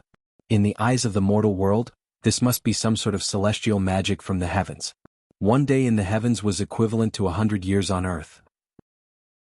In reality, however, in the world of cultivation, this was actually a large-scale illusory spell formation. The prison in the painting ground used by Su Chan was such a powerful illusory magic formation. However, any magic was different because of the caster. Wang Ji had encountered a figure at the level of Almighty Immortal. His body and soul were shrouded in the illusory magic formation, and he was dominated and affected by the power of magic. His whole body's senses were affected by magic, so his body did not decay and his soul did not disperse after hundreds of years. The monk guarding the mountain of Jinyan Tantrism had once confused Zhou Qin with illusory magic, making her almost unable to extricate herself. Abe Yoli of the Yinyang Dao had also used illusory magic on Lu Chunping, controlling his body and divine senses, almost turning him into a demon. Top masters like Li Yundong and Zi Yuan had also been trapped in the illusory magic formation of prison in the painting ground by Lu Yi. They thought that they had broken through the surroundings, but in fact they had not moved at all. Even masters like them had been tricked, which showed how powerful the illusory magic formation was. However, illusory magic was, after all, an illusory magic. In the eyes of the righteous sects such as Jingyi school, it was an inferior magic. Therefore, only a small number of cultivation sects in the world would practice such magic. Among these sects, the Fox Zen school was a grandmaster sect that used illusory magic. In the past, no sect dared to say that they could surpass the Fox Zen school in terms of illusory magic and bewildering magic. However, after thousands of years of inheritance, the Fox Zen school had declined. In Lu Ye's generation, except for him, the others were all half-baked. Only Ao Wushuang could be regarded as proficient in illusory magic. Although she had taught this illusory magic to Su Chan was a playful person and was not willing to work hard to learn it. In addition, her cultivation was low, so Ao Wushuang did not force her to learn the powerful prison in the painting ground. She just made her memorize the incantation, finger incantation, and heart incantation. Naturally, it was impossible for Su Chan to trap the opponent in the magic formation like Lu Yi and escape. It was even more impossible for her to cover the opponent's body with her spiritual energy for hundreds of years like the Jingxian master Wang Ji had met. Although the caster was almost invincible in the illusory magic formation and could trap the opponent with continuous illusions, or directly cause the opponent to collapse or even die with illusory magic, it was already very difficult for her to trap a master at the Jinshin level for 48 hours. Su Chan had only learned this magic for a few days. It was a compliment to say that she was half-baked. At this time she had used this magic with all her might. The best result was that she and Ziyuan would be trapped in it together. Everyone would enter the formation together, and no one would be able to come out. Therefore they and Su Lingshu were trapped in it, and no one knew that Li Yunyang had come out of the formation. Li Yunyang knew that Su Chan was supporting the magic formation with her own spiritual energy. Once her spiritual energy was exhausted, the magic formation would automatically become invalid. If she wanted to hold on, she would overdraw her essence, qi and blood. In other words, she would overdraw her yuan-qi in life. This kind of situation was naturally not what Li Yunyang wanted. Moreover, based on his understanding of Su Chan, the little girl didn't know if he could arrive in time, so she would definitely continue to waste time until she died. Therefore, Li Yunyang had already made 2 preparations. Once the other party broke out of the formation, he would give a fierce blow to Su Lingshu and Su Lingshu, who were unaware of it. At the same time, he was prepared to break the formation by force, in case Su Chan's bitter struggle caused irreversible damage to himself. After Li Yunyang shattered the golden Buddha wall in front of him with one palm, he slowly pinched a Vairocana Dharma boundary seal. His whole body slowly floated up, rising higher and higher. He looked down at all living beings from above. At this time, Chris was wrapped in Li Yunyang's spiritual energy, and her Yin spirit was also slowly flying up, still landing about 3 meters behind him. Chris saw that Su Chan had always pinched her fingers when she was casting spells, and Li Yunyang had mostly pinched his fingers when he was fighting. She was so curious that she couldn't help asking, "Master, why do you all pinch your fingers? Can it provide a mysterious power?" Li Yundong didn't even turn his head. He lowered his head and stared at his feet, saying, "The Fox Zen school was founded by the Rock Fox, who studied under Zen Master Baizhang in the middle of the Tang dynasty. At that time, Zen Master Baizhang was influenced by the 3 secrets in one, so the Rock Fox naturally learned from him and passed it down from generation to generation." Chris listened attentively and suddenly asked, "What is the 3 secrets in one? Then why do you pinch it too?"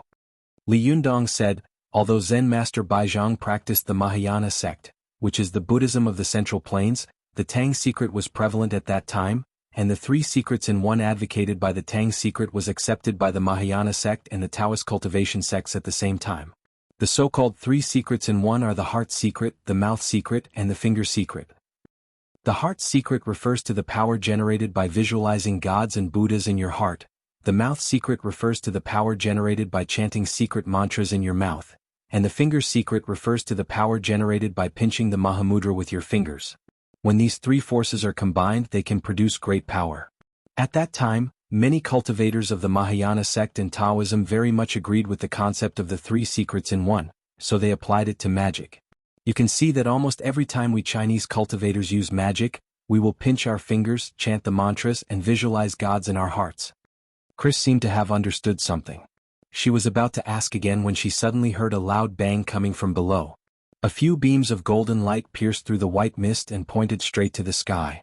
Then an extremely arrogant voice came from the white mist. "Haha, what kind of shitty maze is this? You're just trying to show off in front of an expert. You were still broken by me."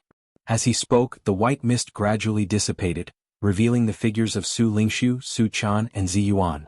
Su Chan's face was pale and her breathing was rapid. If it weren't for Ziyuan's support, she would have fallen to the ground. Obviously, this magic formation had consumed all her spiritual energy and jinqi. Ziyuan stared at Su Ling nervously. She slowly took a breath, but the Jinqi in her body was surging quietly. At this time she didn't know that Li Yunyang had arrived. All her attention was on Su Ling and she would fight him to the death in a moment. Su Ling's cultivation was far above Su Chan's. He could only be trapped by her for a while, but he would definitely not be trapped by her forever. Su Chan had trapped Su Ling with her weak strength, just like a child locking an adult. Although she had pinched his vital points at the beginning, the difference in strength between the two was too great. After a stalemate, the adult would eventually be able to break free with his own strength. At this time, Su Ling had broken the illusion magic formation and thought that the other party had no more tricks. He said proudly, "Well, what other tricks do you have? Just use them. I'll take them all." But he looked over and saw that although Su Chan's spiritual energy had been overdrawn, her pale face had become even whiter. At this time she was leaning against Ziyuan like a weak willow in the wind, delicate and pitiful. It was really pitiful. Although Ziyuan was in danger, she did not panic at all. She had the appearance of a fairy and the bearing of an immortal. Although Su Ling was not lecherous, when he saw the two beautiful women standing side by side at this time, his heart skipped a beat. He said proudly and arrogantly, "If you two are willing to kneel down and kowtow to me twice, I will spare your lives. In the future you will follow me and serve me well. Maybe I will teach you good kung fu. What do you think?" When Ziyuan and Su Chan heard this, they were both furious. Just as they were about to curse, they suddenly heard a cold snort in the air. This cold snort was extremely ordinary in the ears of others, but in the ears of Su Chan and Ziyuan, it was like a clap of thunder. The two of them felt that this voice was extremely familiar. It was clearly Li Yundong's voice. They looked up in ecstasy and saw Li Yunyang looking down at them from a height of more than 10 meters above their heads. Ziyuan and Su Chan immediately felt relieved.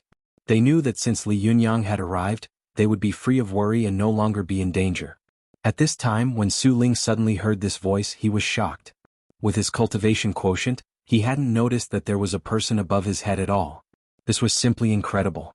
He looked up and saw Li Yunyang at a glance. He suddenly became angry. He raised his head, pointed at him and shouted, "It's you again, you little bastard. Well, last time I let you take advantage of me in the Battle of Tiandu Peak, this time I must." Before he could finish his words, Li Yunyang had already slapped down angrily. How dare he say this to Su Chan and Ziyuan? "You're courting death." Li Yunyang attacked angrily. He had been prepared for this. At this time he struck out with his palm. Suddenly, the golden light hidden around him condensed in an instant and gathered crazily in front of Li Yunyang, forming a golden Mahamudra Buddha wall. Then one Mahamudra after another bombarded Su Ling like a storm. Chris, who was behind Li Yunyang, only felt that this wall-like Mahamudra was falling down like a rocket launcher. In an instant, Su Ling and Su Kong were all shrouded in it. With a rumbling sound, Li Yunyang's hundreds of Mahamudra, with the power of 3 secrets in one, rushed out like a flood. The position where Su Ling and Su Kong were standing seemed to have been bombarded by a cannon. In an instant, their figures were swallowed up and disappeared. Chapter 768. When Li Yundong had fought with Su Ling, he had still been at the top level of the Yang spirit. At this time he had already cultivated to the top level of the Jinshin. Although there was only one level difference between their realms, their strength was incomparable. Su Ling had thought that Li Yundong was still the ignorant man from Tiandu Peak. Caught off guard, he naturally suffered a great loss. His current strength was weaker than Li Yundong's, and he had been careless and miscalculated. How could he not suffer a great loss? When he suddenly saw the Mahamudra smashing toward him like a storm, his heart suddenly trembled, and a trace of despair flashed in his eyes. Li Yundong's Mahamudra Kung Fu was extremely powerful. Often, a Mahamudra had the power to shake heaven and earth. At this time, hundreds of them had gathered and slapped down one after another. The power could be imagined. At this moment, Su Ling's mind went blank and he thought to himself, "My life is over." But at this time, the blind man beside him roared. He suddenly rose up and jumped toward Li Yundong's Mahamudra. Su Kong knew that he was disabled. At this time, Li Yundong had struck out so many Mahamudra with thunderous momentum. His Shixiang might be able to escape, but he would definitely die. Once he was hit by a palm, although he would not die immediately, it would be impossible for him to escape the other Mahamudra that followed like a storm. And with the friendship between him and his Shixiang, he knew that his Shixiang would definitely not let him be killed by the Mahamudra. He would definitely do his best to save him. At that time he would become a burden to his Shixiang. Therefore Su Kong knew that he would definitely die, so he immediately used the most ferocious and terrifying move of Zenkingism, 10,000 Paths Destruction. Although cultivators cherished their bodies and lives, it was inevitable that they would encounter powerful opponents who made them desperate. Once their yang spirit was captured by their opponents, or their bodies were occupied and refined by them, it would be a fate worse than death. Therefore, some fierce cultivators created their own moves to perish together with strong enemies. This kind of move was different in each sect, but the principle was mostly the same, and it was very simple. Cultivators could control their pores at will. Once they closed all their pores, they would become a completely leakless cauldron, just like a pressure cooker without air holes. At this time they were frantically circulating their essence qi and blood, constantly producing true essence. This caused the qi in the pressure cooker to become more and more intense, until the cauldron could no longer withstand it and finally exploded. This principle was similar to the explosion of a gas tank, a pressure cooker, and a grenade. Cultivators could use themselves as a medium to generate a huge explosive force. They could instantly release several times their own strength in order to perish together with the enemy. Just from the name, one could tell how ferocious Su Ling's move was. If he used this move with the power of Jinshin or Thunder Retribution, it would really form a terrible scene of 10,000 Paths Destruction. Su Ling jumped into the air, and his body grew larger and larger as he flew, like a balloon that was constantly expanding. When he touched Li Yundong's Mahamudra, his body exploded in an instant and turned into a cloud of blood mist in an instant. Boom! There was a loud noise. This burst of explosion immediately stopped Li Yunyang's Mahamudra. The Mahamudra, which had been moving like thunder, obviously paused for a moment when it was about to hit Su Ling. However, in less than a second, Su Ling had completely reacted. Although his cultivation was not as good as Li Yundong's at this time, he saw that in order to save him, his shitty had actually used a skill to perish together with him. Unfortunately, his cultivation quotient was too far away from Li Yundong's, so he could only block the Mahamudra a little. He couldn't even shake it away but could only block its momentum a little. Su Ling watched his shitty die tragically in front of him. In an instant, his pupils shrank to the size of needles, and he let out a beast-like roar. Su Ling knew that his shitty was completely dead. His body and soul had been destroyed. He was so angry that he wanted to tear Li Yundong into pieces, but he knew that even if he wanted to take revenge, he had to survive first. If he wanted to survive, he had to survive this storm-like bombardment. Su Ling gritted his teeth, and the power of Jinshin suddenly came out, forming a golden barrier in front of his head, and forcibly withstood the overwhelming golden Mahamudra. At this time, both Chris, who was next to Li Yundong, and Su Chan and Zi Yuan, who were more than 10 meters away from Su Ling, saw the golden Mahamudra sweep over in an instant like a stormy sea and swallow Su Ling whole. At first, the rumbling sound of the golden Mahamudra hitting Su Ling's body was a little scattered, like a person swinging a hammer repeatedly with both hands. But soon the sound became one rising and falling. Gradually the sound became more and more dense, deafening and creepy. Su Chan and Zi Yuan knew that with Li Yundong's exquisite control, he would definitely not let the Mahamudra affect them, but just hearing the dense sound made their hair stand on end and their hearts tremble. Chris subconsciously covered her ears with her hands, as if the sound would shatter her non-existent eardrums. If she hadn't been by Li Yundong's side at this time and protected by his Yuanyang Qi, she was afraid that the shock wave caused by the Mahamudra would have shattered her Yin spirit. The three of them didn't know how long it had been, but when Li Yundong's Mahamudra finally stopped bombarding, the world returned to peace. Chris looked down from above and saw that Su Ling had disappeared. There was only a deep pit about 3 meters in diameter, as if Su Ling had been blown into powder. As soon as Chris let out a cheer, she saw a figure suddenly fly out of the deep pit like a cannonball and rush toward Li Yundong like a bolt of lightning. Li Yunyang's heart skipped a beat. He immediately understood that after Su Ling had resisted a few Mahamudra, he must have transferred the force to the ground, causing him to be slammed into the ground like a nail. Although this seemed to be a great loss of face, it had saved Su Ling's life. Otherwise, if he had stood upright and taken it head-on, he would have definitely been blown into powder. Li Yundong saw Su Ling pouncing on him like a mad tiger, and his momentum was like a rainbow, as if he wanted to die with him. He smiled coldly and slapped down, meeting Su Ling's palm head-on. With a loud bang, this head-on collision immediately sent Su Ling flying back and smashing into the ground like a meteorite, causing countless dust to splash up. When the smoke and dust dissipated, Su Ling staggered up from the ground. His hair was disheveled and his face was covered in blood. He gritted his teeth and said, "Little bastard, I'm going to kill you. I must kill you. Give me back my shitty's life." Fighting was one of the cruelest and most dangerous things in the world. Once you met a deadly enemy and lost, you would be doomed eternally. Su Ling roared like a wild beast in grief and anger. His eyes became redder and redder, and the golden light all over his body became brighter and brighter. His body slowly grew larger and larger. Li Yundong suddenly noticed that Su Ling's jinqi was growing at an astonishing rate. His heart suddenly trembled. He lowered his head and shouted at Ziyuan and Su Chan, "Come to me quickly." Without thinking, Ziyuan immediately pulled Su Chan and flew to Li Yundong's side. Li Yundong pinched his fingers together, activated his jinqi, and quickly shot out the immovable fundamental seal and the Amitabha fundamental seal. These golden Mahamudra were slapped in the air by Li Yundong, like relief sculptures, condensed and not scattered. They quickly formed a huge golden ball, tightly wrapping Li Yundong, Su Chan, Ziyuan and Chris. Su Ling's move of 10,000 paths and people vanished couldn't cause any damage to Li Yundong at all. However, when Su Ling used the power of Jinshin to make this move, its power was incomparable. Even if it was the primary level of Jinshin, once its power was increased several times, what would it be like? Li Yundong didn't dare to be careless, especially with Su Chan and Ziyuan by his side. He would rather be injured than see them hurt, so he used all his strength at this time. At this time, looking from a distance, Li Yundong and the others could no longer be seen. Only a huge golden ball was floating in the air, like a golden moon. At this time, Su Ling's body swelled up, and his whole body was like a huge balloon. He laughed wildly and roared, "Little bastard, I must kill you. Just wait and see."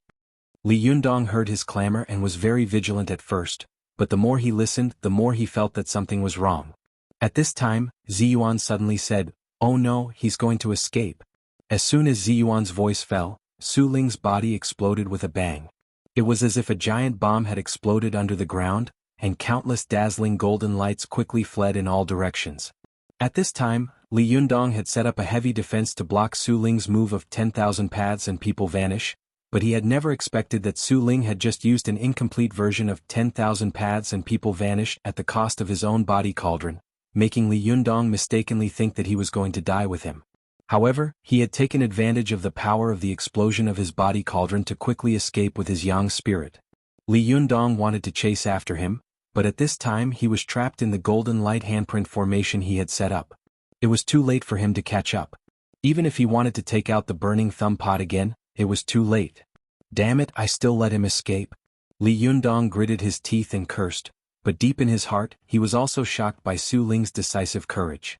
He thought to himself, this guy will definitely be a big scourge in the future. If I meet him again next time, I must not let him escape again. Otherwise, there will be endless troubles in the future. Li Yundong's eyes flickered, and he slowly descended from the air with Su Chan, Ziyuan and Chris. He nodded to Su Chan and Ziyuan with a smile and said, "Are you two all right?" Su Chan wrapped her arms around Li Yundong's waist and greedily sniffed his strong masculine scent. She closed her eyes tiredly and murmured, "I'm fine. I'm so tired. Yundong, let me sleep for a while." Li Yundong stroked her head lovingly, then turned to Ziyuan and nodded. "Let's go somewhere else to talk." Ziyuan nodded, and the four of them quickly rose into the air and flew in the direction of Chris's house. At this time, because of the explosion caused by Su Ling's self-destruction, the ground, which had been stained black by the 5 ghosts and 5 plagues magic, seemed to have been plowed. The soil underneath was turned over again and the ground was a mess. After an unknown period of time, a roaring police car drove over on the asphalt road not far from this land. A police officer got out of the car. He looked around, held a walkie-talkie in one hand and said, "Call the front desk. I have arrived at the location mentioned by the reporter. Over." After a while, a voice came from the walkie-talkie. "The front desk has received the report. Did you see a round object of light in the air at the scene?" It turned out that when Li Yundong had been fighting with Su Ling, Su Kong and the others, the noise had been too big. Although this place was sparsely populated and there were few residents nearby, it did not mean that there were no residents. Especially at the last moment, Li Yundong had protected himself with the flawless circular golden light palm print formation. His whole body was like a huge golden ball, shining with dazzling light. The explosion of the battle between Li Yundong and Su Ling might not have been able to spread more than 10 miles away, but the light of this huge golden ball of light could. The American police system was extremely fast, and they liked to call the police at the slightest sign of trouble. Therefore, as soon as they received the news, the police immediately drove to the scene. The police officer looked around with a flashlight in his other hand, coughed dryly into the walkie-talkie and said, "Front desk, my place is as messy as a pile of dog shit. There's a deep pit on the ground. I think there's been a war here." Or. Soon the front desk replied, "Damn it, don't care about that damn pit and dog shit." Someone called the police and said that they saw a golden round UFO there. "Answer me, what the hell is that?" Or. The police officer looked up at the sky carefully. After a while he said seriously, "Call the front desk. I did see a golden round thing." Or. The front desk was also quite surprised. "Damn it, there really is one? What is that? Is it UFO?" Or. The police officer looked up at the full moon in the sky and said in a strange tone, "That's a moon." Over. Chapter 769. Li Yundong had forced Su Ke to self-destruct with the force of a thunderbolt, and Su Ling had destroyed his own body. The Jin Xinyang spirit had turned into countless clones and fled in all directions. He couldn't catch up with them, so he could only take Su Chan, Zi Yuan, and Chris back to Chris' home first. When they were about to reach Chris' house, Zi Yuan suddenly remembered something and said to Li Yundong, "By the way, Li Yundong, my powerful magical weapon is still in Han Jin's house by Yuhuang Xiandu. Now I can't feel the aura of this powerful magical weapon. I think Su Ling didn't have time to take Yuhuang Xiandu with him when he escaped." Li Yundong was carrying the unconscious Su Chan on his back. He thought to himself, "I've seen the power of this powerful magical weapon. In a one-on-one fight, the power of this powerful magical weapon is too heaven-defying. It doesn't have any attack power, but it can be used to exchange for any powerful magical weapon of the opponent. If used properly, it can completely change the situation and change the situation of the battle. It can be said that with this powerful magical weapon, there are no cultivators in the world who can use powerful magical weapons to suppress me." Li Yundong nodded slightly and said, "Then we can't let this powerful magical weapon fall into the hands of others. I just don't know where the powerful magical weapon of the 5 ghosts and 5 plagues has gone. Has it been taken away by Su Ling?" Zi Yuan thought for a moment and said, "I didn't see Su Ling use the 5 ghosts and 5 plagues magic treasure when I broke out of the prison in the painting illusory maze. He must have put it away in the magic formation. Maybe he took it with him, or maybe it was smashed into powder by your golden light handprint formation." Li Yundong himself was at the top of the Jinshin phase. More than 100 Mahamudra had smashed down before, and even steel had been smashed into slag, let alone a jade powerful magical weapon. Li Yundong sighed softly and said, "I hope that such a vicious powerful magical weapon will no longer be left in the world to harm people." The two of them whispered and, under the guidance of Chris, once again came to Han Jin's house. Although the two powerful enemies, Su Ling and Su, had been defeated, Zi Yuan and Chris were really worried about whether there was anyone else behind Han Jin. The two of them hesitated at the door, but Li Yundong, who was skilled and bold, went straight in.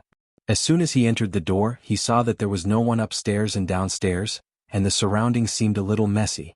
Zi Yuan looked around and found that Han Jin had obviously come back before. He had taken some things and fled in a hurry.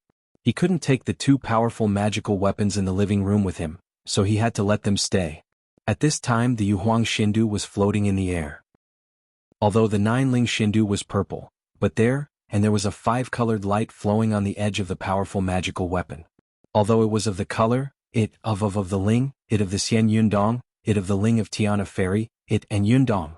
The Yuhuang immortal capital, on the other hand, stood motionless in the same place, like an ancient minister holding a jade tablet and standing quietly in the court.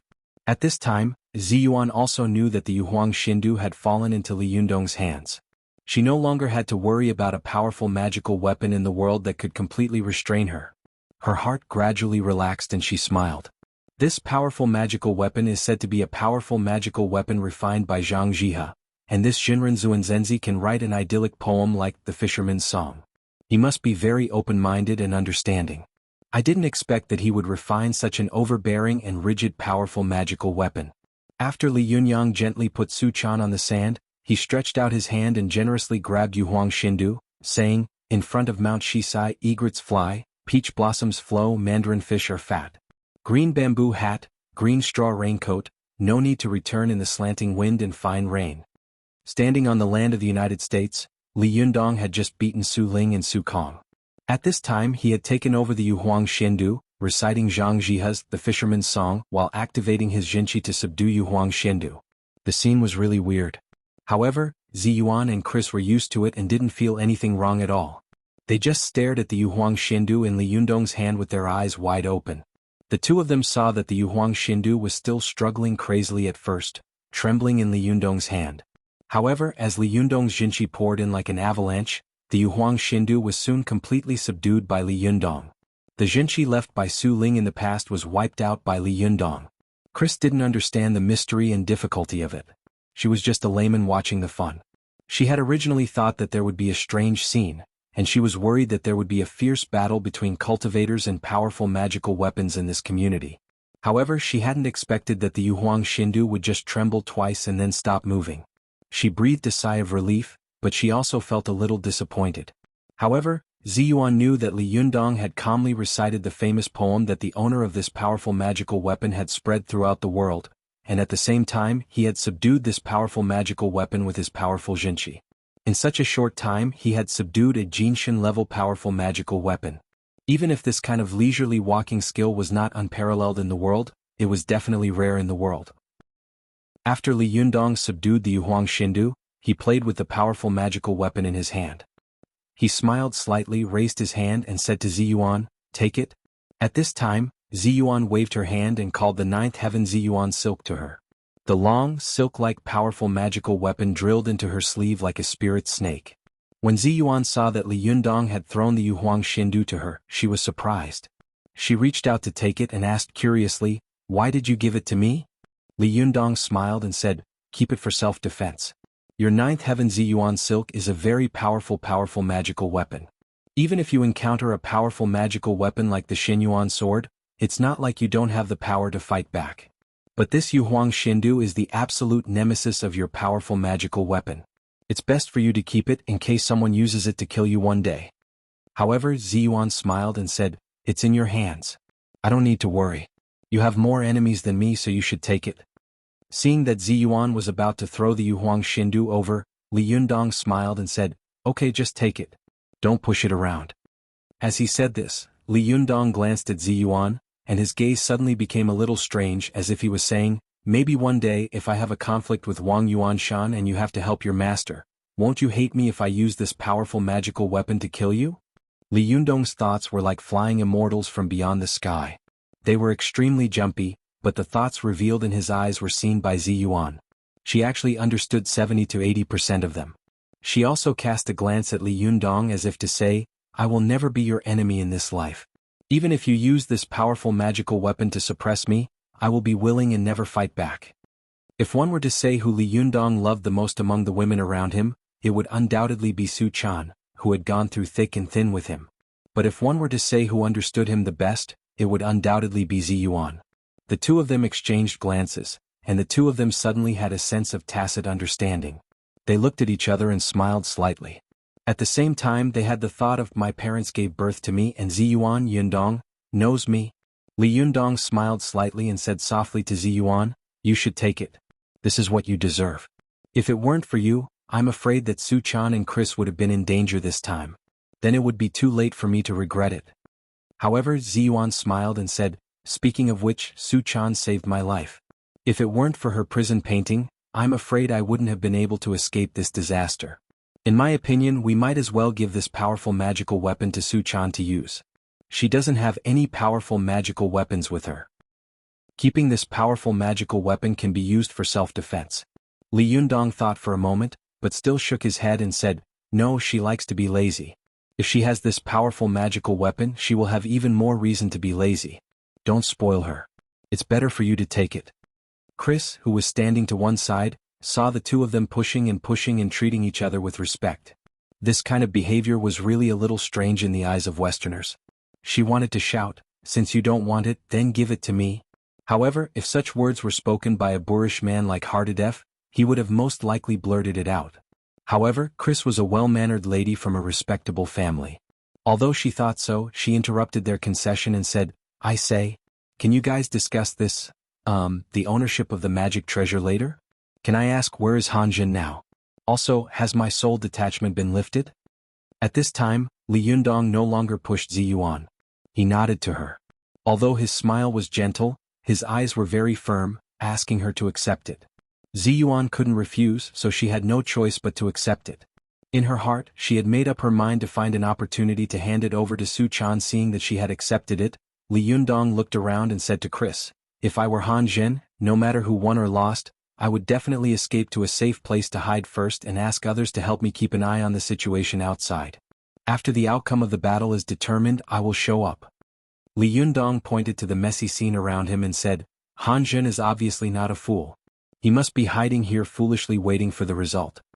Chris bit her lip and said hatefully, "This bastard, how dare he attack my grandma? I will never let him off." As she said this, she said anxiously to Li Yundong, "That bad Taoist is dead. Should my soul detachment be lifted?" Li Yundong's gaze became a little strange. "It has been lifted." Chris immediately felt relieved and patted her chest. "That's good. As long as grandma is fine." She said hesitantly, "But, the soul detachment lost its effect because the caster forcibly left, so, the last part of your grandma's soul also dissipated." This sentence shocked Chris as if she had been struck by lightning. She trembled all over and her eyes suddenly widened. "What? You mean, my grandmother, she—" Chris covered her mouth and her big blue eyes were full of tears. In an instant, her eyes became hazy. She knelt down in front of Li Yundong and sobbed, "Master, please save my grandma. As long as you save her, I will do anything you ask me to do." Chapter 770. Seeing that Chris was kneeling before him, Li Yundong immediately helped her up with both hands. He smiled slightly and said, "Chris, don't worry. Let's hear Ziyuan finish." As he said this, he pretended to be angry and looked at Ziyuan. "Aren't you afraid of scaring me to death?" Ziyuan smiled helplessly. "I haven't had time to finish. Chris, although your grandma's soul has dissipated, it's not impossible to save her." Chris was overjoyed. After being supported by Li Yundong, she stood up, wiped away her tears and said happily, "Ziyuan, can you save my grandma?" Ziyuan shook her head and said with a smile, "I don't have such great ability. I can't bring a person back from the dead." Chris was stunned and said disappointedly, "Then who can save my grandma?" Ziyuan pointed at Li Yundong and said with a chuckle, "She's far away but she's right in front of you. Why are you begging me instead of the real Buddha in front of you?" Chris turned her face and looked at Li Yundong as if she were looking at a savior. "Master, do you have a way?" Li Yundong looked at Ziyuan helplessly and said cautiously, "It's a matter of life and death. I don't dare to boast. Let's go and see." As soon as he finished speaking, Chris's phone suddenly rang. As soon as she picked it up, she heard her sister, Kurt, crying. "Chris, grandma has passed away. Where are you?" Chris was shocked, but she still looked at Li Yundong with hope. She answered the phone, "Kurt, I'll be right there. Don't sign it yet." Chris was extremely anxious. After hanging up the phone, she said to Li Yundong, "Master, please get up and save my grandma. The hospital has announced that she is officially dead." Li Yundong nodded. He glanced at Ziyuan and motioned for her to go with him. Ziyuan also nodded gently in agreement. At this time, Li Yundong walked over to Su Chan's side, gently patted her cheek and said softly, "Chaner, we are going to the hospital. Do you want to continue sleeping here or do you want to go with us?" Su Chan was a light sleeper, so when Li Yundong patted her, she immediately woke up in a daze. At first, she was still rubbing her eyes, but as soon as she heard that Li Yundong was going to leave her behind, she immediately tensed up. Her drowsiness disappeared in an instant, and she grabbed onto Li Yundong tightly as if she was afraid that he would disappear the next second. "No, you can't leave me behind. I want to go with you." Li Yundong laughed and said, "Then let's go. We can't stay here for long. Be careful that someone will sue us for trespassing." Although Su Chan had just experienced a dangerous battle and was exhausted, with Li Yundong by her side, she was extremely calm and composed. She smiled somewhat carelessly and said, "It's okay. Who can see us so late at night?" As soon as she finished speaking, she heard the sound of sirens coming from outside, followed by the flashing lights outside. A man shouted through the loudspeaker, "People inside, listen up. You've been surrounded. Raise your hands and come out immediately. All right, speak of the devil and he will appear." Li Yundong and the others looked at each other. Su Chan couldn't help but burst into laughter and said angrily, "Look at you, Jinx. As soon as I said the police came." Although Li Yundong was very bad at English, even if he didn't understand such words, he had seen a lot of American blockbusters. The police always appeared in this tone, so he could guess what the other party was saying. Li Yundong pretended to be angry and glared at Su Chan. "Nonsense, it's obviously you. As soon as you said it was okay, something happened. Su Chan made a face at him and said, then I will specifically say bad things next time. What if something happens again? Li Yundong held back his laughter and glared at her. That means that you have the authentic 99th level of the jinx. The two of them didn't pay any attention to the police outside at all. They laughed and bickered as if there was no one else around. Ziyuan also watched from the side with a smile, not panicking at all. Chris reacted very quickly. She gritted her teeth and cursed in a low voice, it must be Han Zhen. This bastard must have seen us coming back, so he called the police. Li Yundong shook his head and said with a smile, isn't it too fast? Chris snorted coldly and said, this must be a patrol officer patrolling nearby. He came as soon as he received the news. If we don't leave soon, he'll call for more people. Li Yundong used to be an otaku. He had watched a lot of Hollywood blockbusters and played a lot of games like Speedy. Naturally, he knew that the American police system was like a hornet's nest. If one was provoked, a group of them would definitely be provoked. If a group of them were provoked, then it would be over. The hornet's nest would go berserk. At the highest level, the sea, the air, and the sea were all chasers.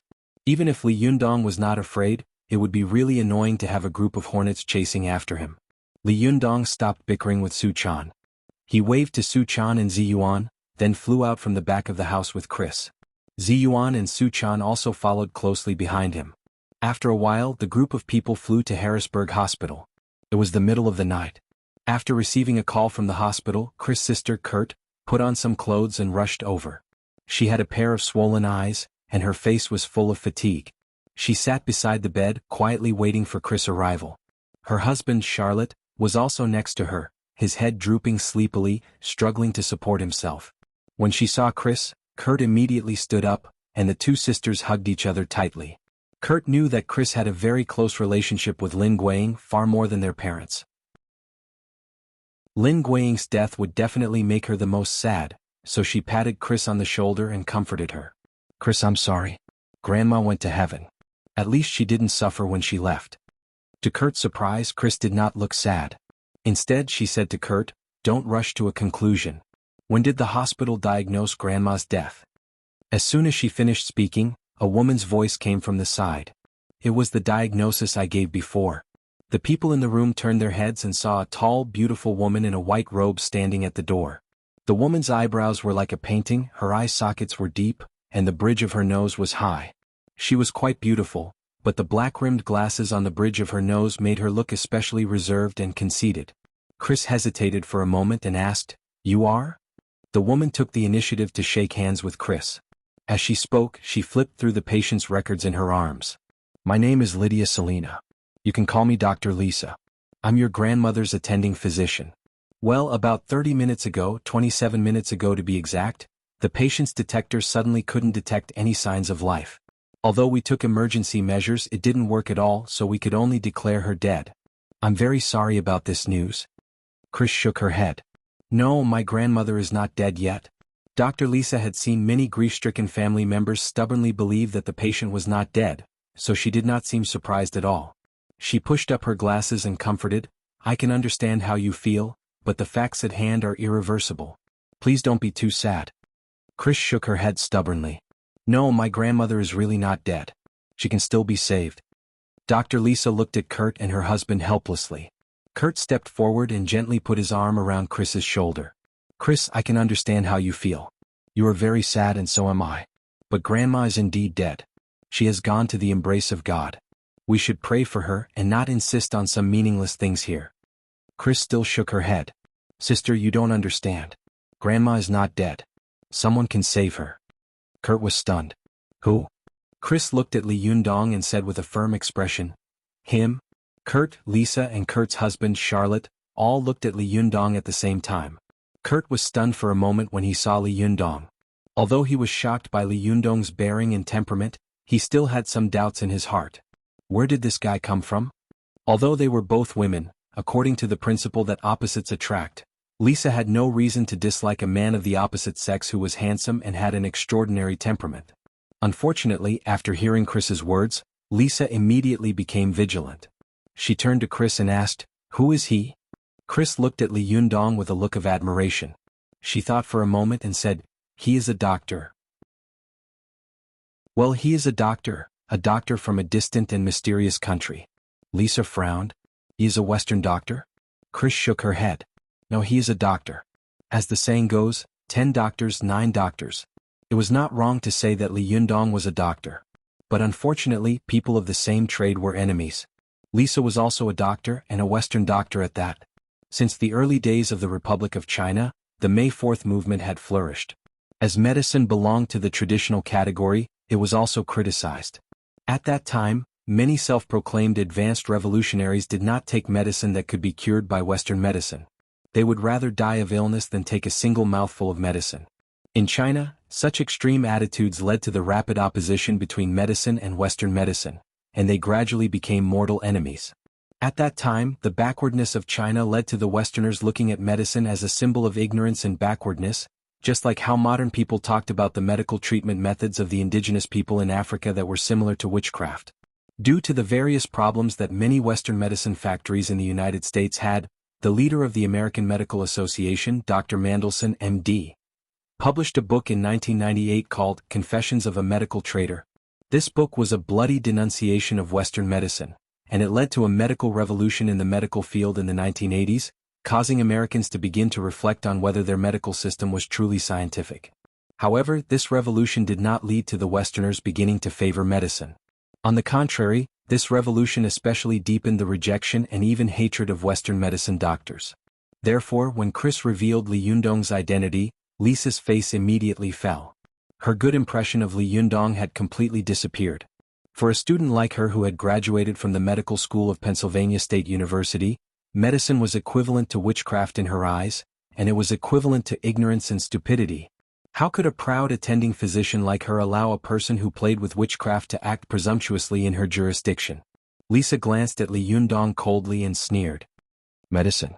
Are you talking about the kind of witchcraft that uses women's menstrual blood and rotten wood in coffins as medicine?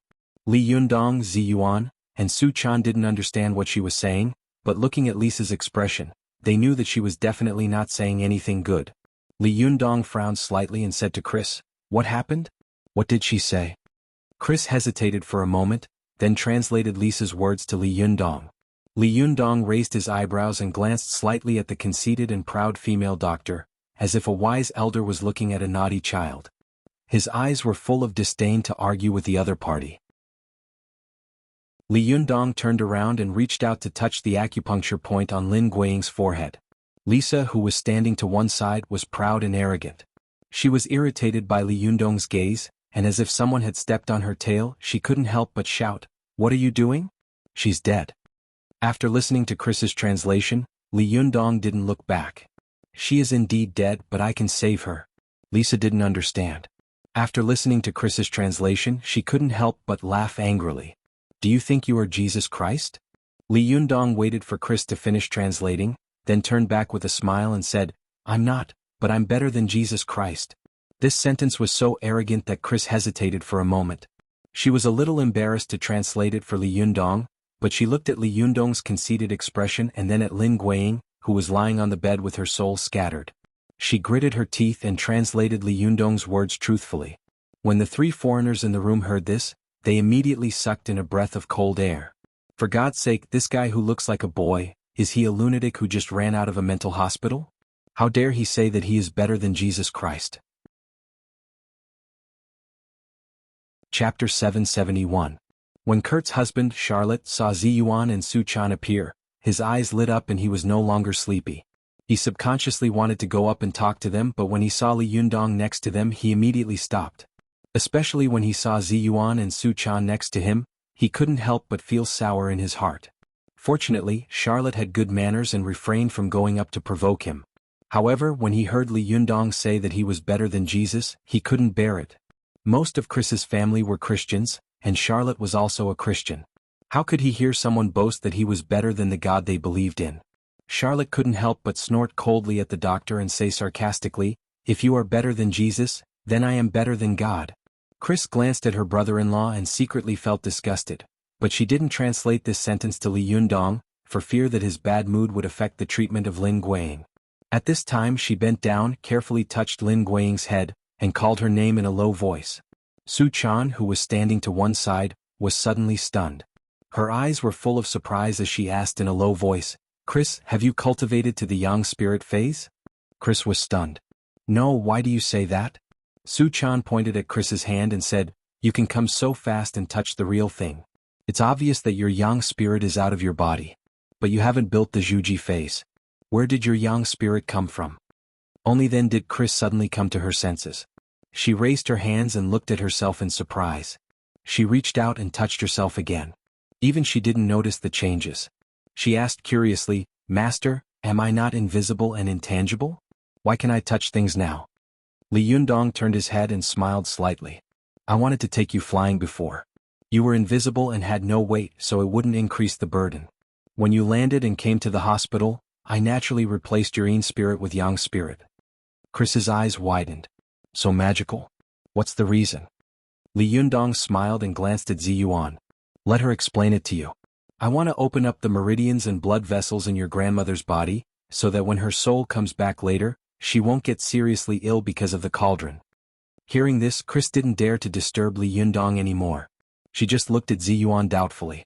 When Ziyuan saw her looking at her, she smiled faintly and explained softly, "Li Yundong has now comprehended the truth of Buddhism and Taoism. There are no secrets between heaven and earth in his eyes.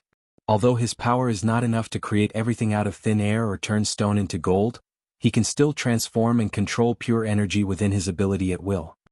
Ziyuan said, "When your yin spirit left your body before, it was the purest form of energy. Your energy was protected by Li Yundong so it could stay away from your body and not disperse. At the same time, Li Yundong can also enhance your strength and temporarily turn your yin spirit into a yang spirit, so that you won't be exposed when you meet an acquaintance later.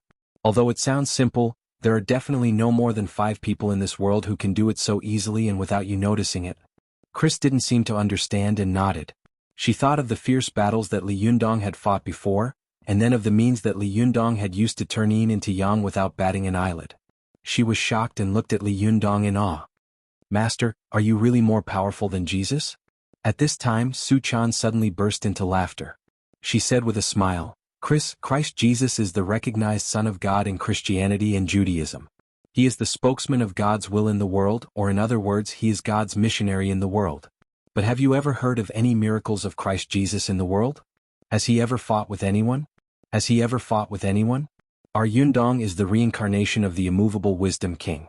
In terms of status, he is on the same level as Christ Jesus.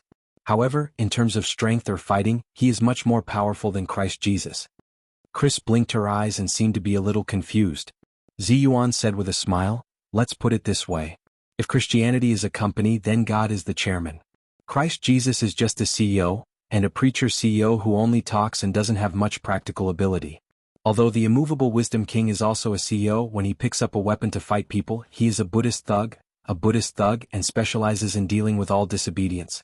But when he puts down his weapon and turns around, he can become the chairman. Although the status of the two is similar, their strength is completely different. In terms of divine power, I'm afraid that Christianity needs God himself to fight with the immovable wisdom king. No one else is qualified." Chris was stunned and couldn't help but exclaim in a low voice, "Oh my God! What kind of person did I take as my master?" When Li Yundong heard her words, he turned his head and smiled slightly. "You took an alien as your master. Aren't you afraid, Earthling?" Li Yundong's joke made Su-chan burst into laughter. Ziyuan smiled, but Chris couldn't laugh at all. Kurt and the others didn't understand what they were talking about. They wanted to know, but they were too embarrassed to ask. In particular, the attending physician Lisa stood by with a sneer on her face, her hands crossed over her chest, waiting to see a joke. Li Yunyang pressed his hand on Lin Guiying's body, and his jinshi quietly opened up all the blood vessels in Lin Guiying's body. Everyone saw that Lin Guiying's originally gray skin had a trace of blood at this time. Chris was close enough to see these changes clearly. She was ecstatic and wanted to cheer loudly. But just as she was about to raise her head and tell Kurt, who was not far away, the good news, she saw Ziyuan shake her head at her and quietly point to Li Yundong next to her. Chris saw Li Yundong turn his wrist and take out the burning thumb pot like magic. He lowered his eyes slightly and muttered something. Although Chris didn't know what Li Yundong was going to do, she immediately shut her mouth and watched nervously from the side with rapt attention. Li Yundong seemed to notice her nervousness. He turned his head and smiled at her, saying, "People have 3 souls and 7 spirits. Only when the soul dissipates will the person really die. But sometimes, although the soul has dissipated, as long as the body furnace has not been damaged to the point where it can no longer be used, often during the period when the soul has just dissipated, as long as the soul is called back in time, it can bring the person back to life. At this time, Li Yundong was talking to Chris with confidence, but Lisa couldn't stand it anymore. The more she looked at him, the more she felt that Li Yundong was like a wizard playing tricks. She couldn't help but say angrily, "What the hell are you doing? As the attending physician, I can't allow you to be so disrespectful to the dead." As she said this, she turned her head and said to Kurt with an angry face, "Miss Kurt, I have the responsibility and obligation to remind you that desecrating a corpse is a felony." Kurt hesitated for a moment and said to Chris seriously, "Chris, I understand your feelings, but she is also my grandmother. I can't let you do whatever you want." Chris raised her eyebrows and pointed at Lin Guiying. Just as she was about to let her see the changes in Lin Guiying, Ziyuan whispered to Chris, "Don't talk. Li Yundong is about to cast a spell.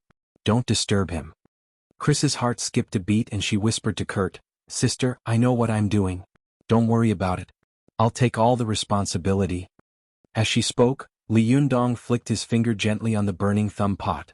There was a crisp tinkle. Although the sound was quite soft, it was clear and pleasant to listen to, like a clear stream in the mountains. It was bone-chilling. Even people like Lisa, Kurt, and Charlotte, who were full of resentment, couldn't help but tremble and gradually calm down. They saw a visible white halo spread out from the burning thumb pot, like a ripple, spreading in all directions. The burning thumb pot in Li Yundong's hand not only specialized in restraining all kinds of evil spirits in the world, but it also had a great deterrent to the yin spirit and yang spirit floating outside the tripod. Although Ziyuan was also a Jinshin master and could control Lin Guiying's soul and put it back into her body, she couldn't gather the soul that had already been scattered between heaven and earth. Li Yundong had the burning thumb pot, so she said that Li Yundong could save Lin Guiying. This was also the reason why she said that Li Yundong could save Lin Guiying. The white halo spread out from the burning thumb pot was like a sound wave released by a radar. In the blink of an eye, it spread very far. Although Lin Guiying's soul had been driven out of her body by Su Ling, it hadn't drifted far. It had been deliberately controlled by Su Ling in a place so that it would be convenient for him to call her soul back when he saved her in the future. Otherwise, if the soul was allowed to run around on its own, Su Ling wouldn't be able to save Lin Guiying no matter how powerful he was. Therefore, after the light wave spread out for more than 20 miles, it suddenly hit Lin Guiying's soul, which was wandering around. As soon as Lin Guiying's soul was hit by the white light wave, it was immediately like a wronged ghost meeting an ox head or horse face. It was tightly held and rushed back like lightning. Su Chan and Ziyuan stared nervously at Li Yundong's burning thumb pot. Su Chan and Ziyuan stared nervously at Li Yundong's burning thumb pot. They knew that it would only take a split second for the burning thumb pot to take back Lin Guiying's soul. However, if Li Yundong's reaction was a little slow, Lin Guiying's soul would be caught by the burning thumb pot and refined in the blink of an eye. In that case, Lin Guiying would be completely dead. Even if Buddha came in person and God came down to earth, he wouldn't be able to save her. Li Yundong used the special attributes of the yin spirit and yang spirit to search for Lin Guiying's soul and bring it back. However, powerful magical weapons were inanimate objects, and it was hard to tell whether they were good or bad. Although they were psychic, they couldn't be compared to human beings. This was the reason why fists and feet didn't recognize people, and swords didn't have eyes. As cultivators, the two of them naturally had better eyesight and reflexes than ordinary people. They saw the white waves of light spread out from the burning thumb pot quickly retract like the ebbing tide. Then a few small white spots mixed in with it flew away like lightning. At this time, Li Yundong made his move in an instant. He poked the Shinting acupoint on Lin Guiying's forehead with one hand and shouted in a deep voice, "Soul, come back." He covered the burning thumb pot with his other hand, then turned his wrist. He held a few small white balls of light that were like ghost fires in his palm and slapped them heavily on the top of Lin Guiying's head. Chapter 772. Li Yundong's palm was extremely fast. With a snap, it hit Lin Guiying's forehead, making her tremble all over.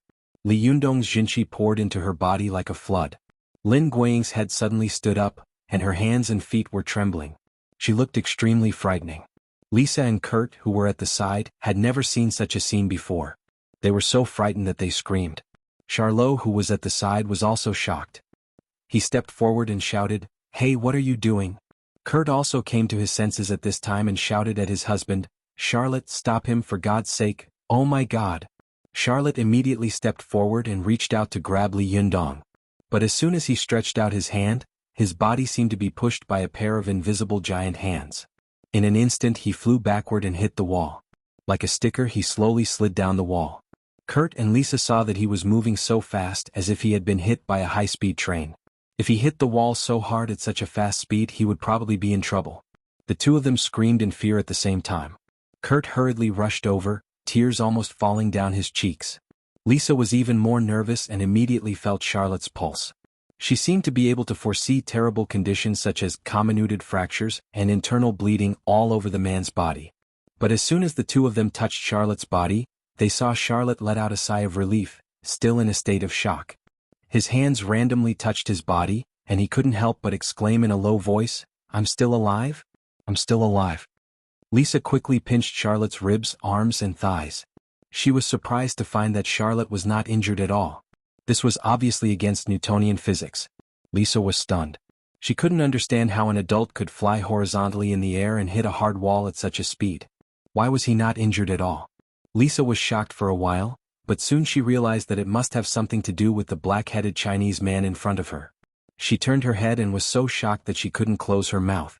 She saw that Lin Guiying's skin, which was originally as pale as a withered tree, had become rosy and elastic. The wrinkles at the corners of her eyes had even disappeared. Lin Guiying's eyelashes, which were supposed to be deader than dead, gently trembled, as if she would open her eyes in the next second. At this time, Kurt and her husband were also shocked by such an abnormality. They stood by the bed in a daze as if they had seen a miracle, dumbstruck. At this time Lin Guiying was so excited that her face was flushed. She kept calling her grandmother softly, one voice after another full of affection. Finally Lin Guiying's eyelids trembled slightly, and she finally opened her eyes. Crazy immediately cheered and hugged Lin Guiying. She cried tears of joy and said, "Grandma, you're awake. I want to kowtow to my benefactor and thank him." Kurt looked at Crazy helplessly and said, "Crazy, if you don't persuade her, she is not only my grandmother." Chris advised, "Grandma, you've just woken up. Don't move, okay?" Lin Guiying laughed and said, "I feel very good now. It's like I'm dozens of years younger." While they were talking, Lisa and a few nurses rushed over with stethoscopes and some instruments.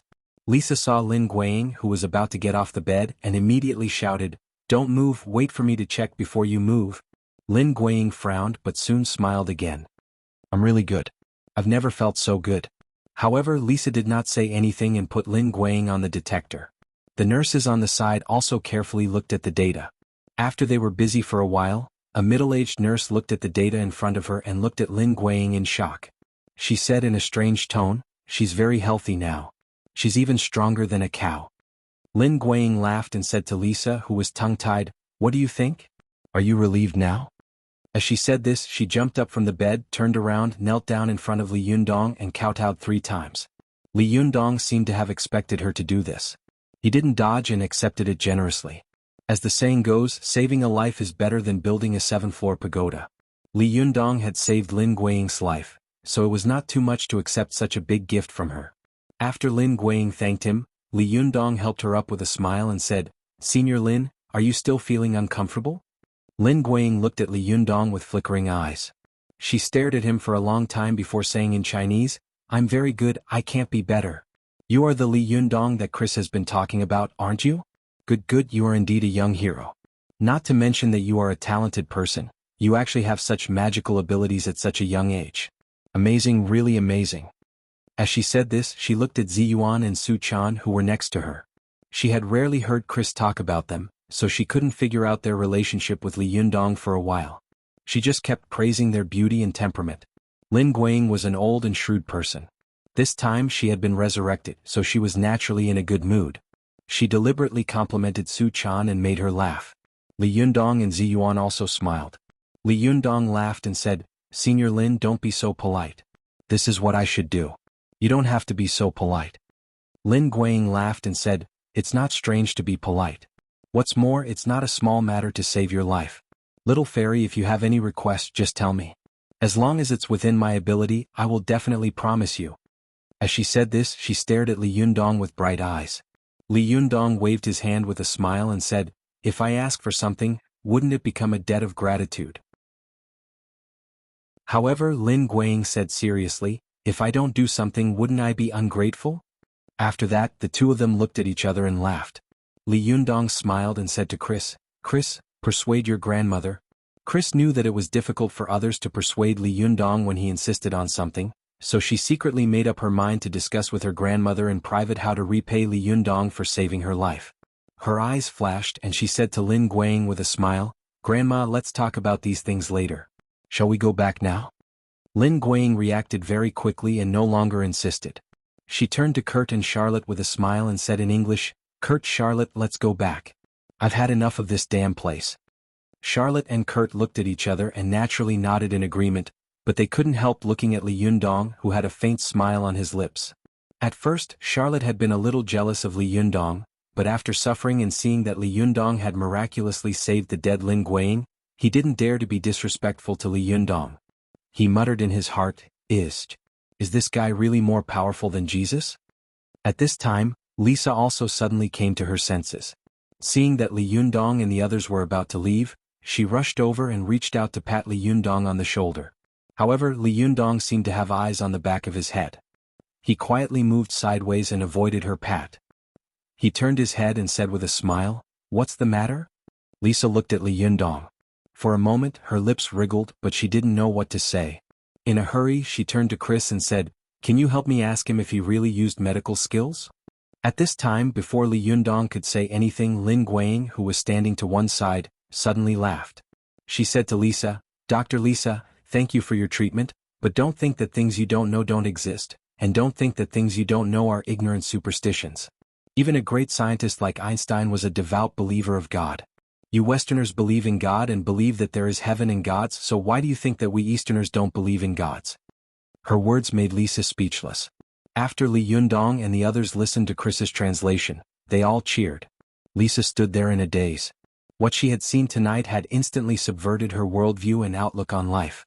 She stared at Li Yundong and the others like a wooden stake as they left.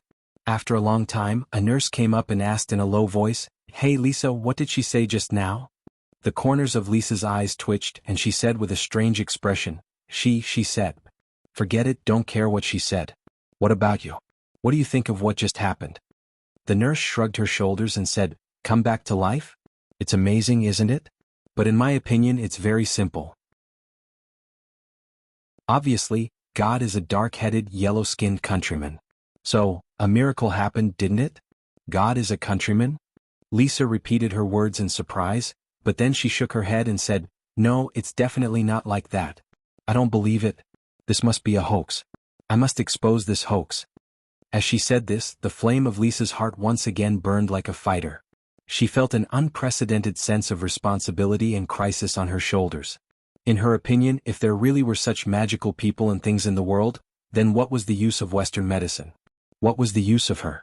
For everything she had learned, for everything she believed in, she had the responsibility and obligation to expose this hoax. Chapter 773. Lin Guiying's resurrection shocked Crazy's family. At this time, the family members who were rushing back from other places were extremely shocked when they heard the news. At the banquet held for Lin Guiying's resurrection, Li Yundong became the center of attention at the banquet. Many people were inquiring about this magical national boy. Although Lin Guiying had delegated the family's affairs after her children grew up, and she no longer cared about the family's affairs, her family's prestige was still extremely high. When they heard the news of her death, the old and young of the family put down their affairs and prepared to rush back to attend the funeral. Lin Guiying had 3 sons and 2 daughters. The eldest son was in charge of the family's light industry, the second son was in charge of the subsidiary companies, and the remaining 3 sons were not interested in the family business. They became lawyers and now had a large law firm in Boston. Her eldest daughter was her eldest son's assistant. The two had been partners for many years and the family business was thriving. The youngest daughter was a traveling painter. Lin Guiying's 3 sons were very successful. All of them were boys. It was not until the eldest son, Finley, divorced his first wife and married a Pennsylvania beauty pageant girl that he finally gave birth to Kurt and then to Crazy. Crazy was the youngest member of this thriving family, but everyone knew that she was the apple of Lin Guiying's eye. Especially this time she had brought back a master who was said to be worshipped in the country to save Lin Guiying, which made her become the focus of this banquet. Crazy was also very obediently accompanying Lin Guiying, and they were inseparable. Next to her was Li Yundong, who had always kept a certain distance from her. Naturally, next to Li Yundong were Ziyuan and Su Chan. It was not the first time that Su Chan and Ziyuan had attended a banquet. Their beauty would attract everyone's attention wherever they went. At this banquet, many men who wanted to come up and chat up the two of them covetously stared at them. However, many people saw Li Yundong, who was next to them, and saw a few losers who wanted to go up and chat up the two of them but came back dejectedly because of the language barrier. Most of the men gave up the idea. Li Yundong watched from the side as Chris skillfully dealt with every family member and guest who came forward to greet her. He saw that from time to time, Chris was pulled aside and whispered to someone. From time to time she would leave within 3 meters of him, so he had to follow her. For a moment he frowned. When Chris finally stopped, Li Yundong stepped forward and whispered to her, "Chris, we should go back. Your Yin spirit has been out of your body for too long." At this time, Chris was under Li Yunyang's protection and temporarily turned into a Yang spirit body. She was no different from an ordinary person, as if she had a doppelganger technique. She almost forgot that she was a Yin spirit out of her body. Chris was stunned. She looked back at Li Yundong with a hopeful expression and said softly, "Master, can you stay a little longer? My grandma wants to thank you properly. Besides, didn't you say that as long as I'm by your side, it doesn't matter how long it takes?" Li Yundong shook his head and said, "But you are often dragged around by others and I can only run around with you. Don't you see how others look at us?" Chris looked around strangely. Sure enough, she saw many elders of the family tilting their heads to look at her and Li Yundong, as if they were looking at the two inseparable people. There was a hint of ambiguity in their eyes. Chris blushed and whispered, "I see. We'll go back later, okay?" Li Yundong had been out with Chris for nearly a day. He was worried about Zhou Qin, who was in seclusion at home, so he didn't dare to stay any longer. Hearing Chris's words, he nodded and said, "Okay, you can say goodbye to your family first, but it's not suitable for you to stay for too long. When your Yin spirit returns to your body, you can come back if you want." Chris lowered her eyes and flickered. She had already made up her mind to let go of everything and learn cultivation from Li Yundong. It was even very likely that this would be the last time she would come back. Just as the two of them were whispering, Lin Guiying came over and looked at them with a smile. "What are you talking about?" Chris naturally couldn't tell Lin Guiying that Li Yundong was urging her to go back. She rushed to say, "Nothing. Grandma, how do you feel now?" Lin Guiying laughed and said, "You've asked this question many times, my dear Chris. I'm very good. I've never felt so good." As she spoke, Lin Guiying turned her face and thanked Li Yundong seriously.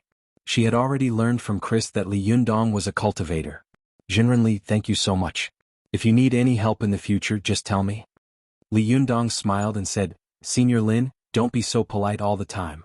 Chris and I are good friends and she is my nominal disciple. It's only right for me to help her." Lin Guiying smiled. Although they hadn't known each other for a long time, the shrewd Lin Guiying could still see that Li Yundong was a rather conceited man.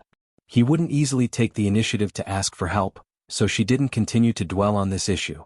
She opened her mouth and was about to speak when she heard a happy cry from the side. "Grandma, you're here." Lin Guiying turned her head and saw a beautiful middle-aged woman standing not far away.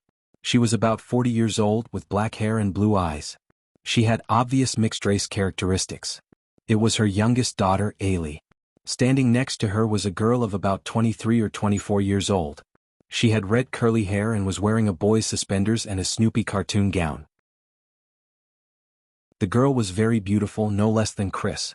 Her blue eyes were looking at Li Yundong curiously. Obviously, she had also heard that it was the boy in front of her who had magically saved Lin Guiying from death. Lin Guiying and Ailey hugged each other affectionately.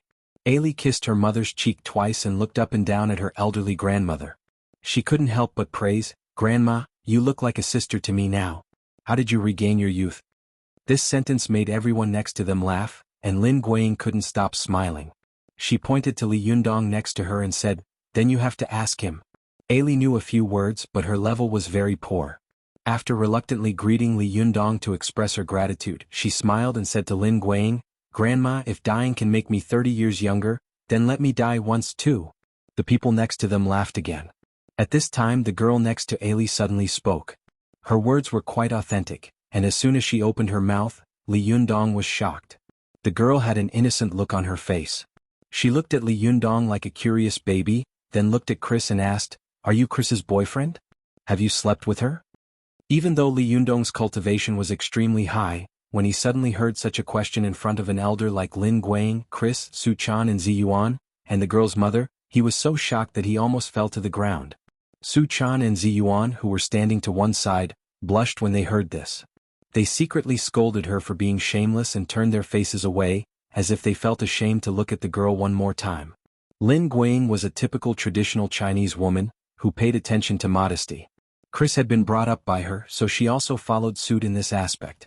When they heard the girl's words, the corners of their eyes suddenly twitched.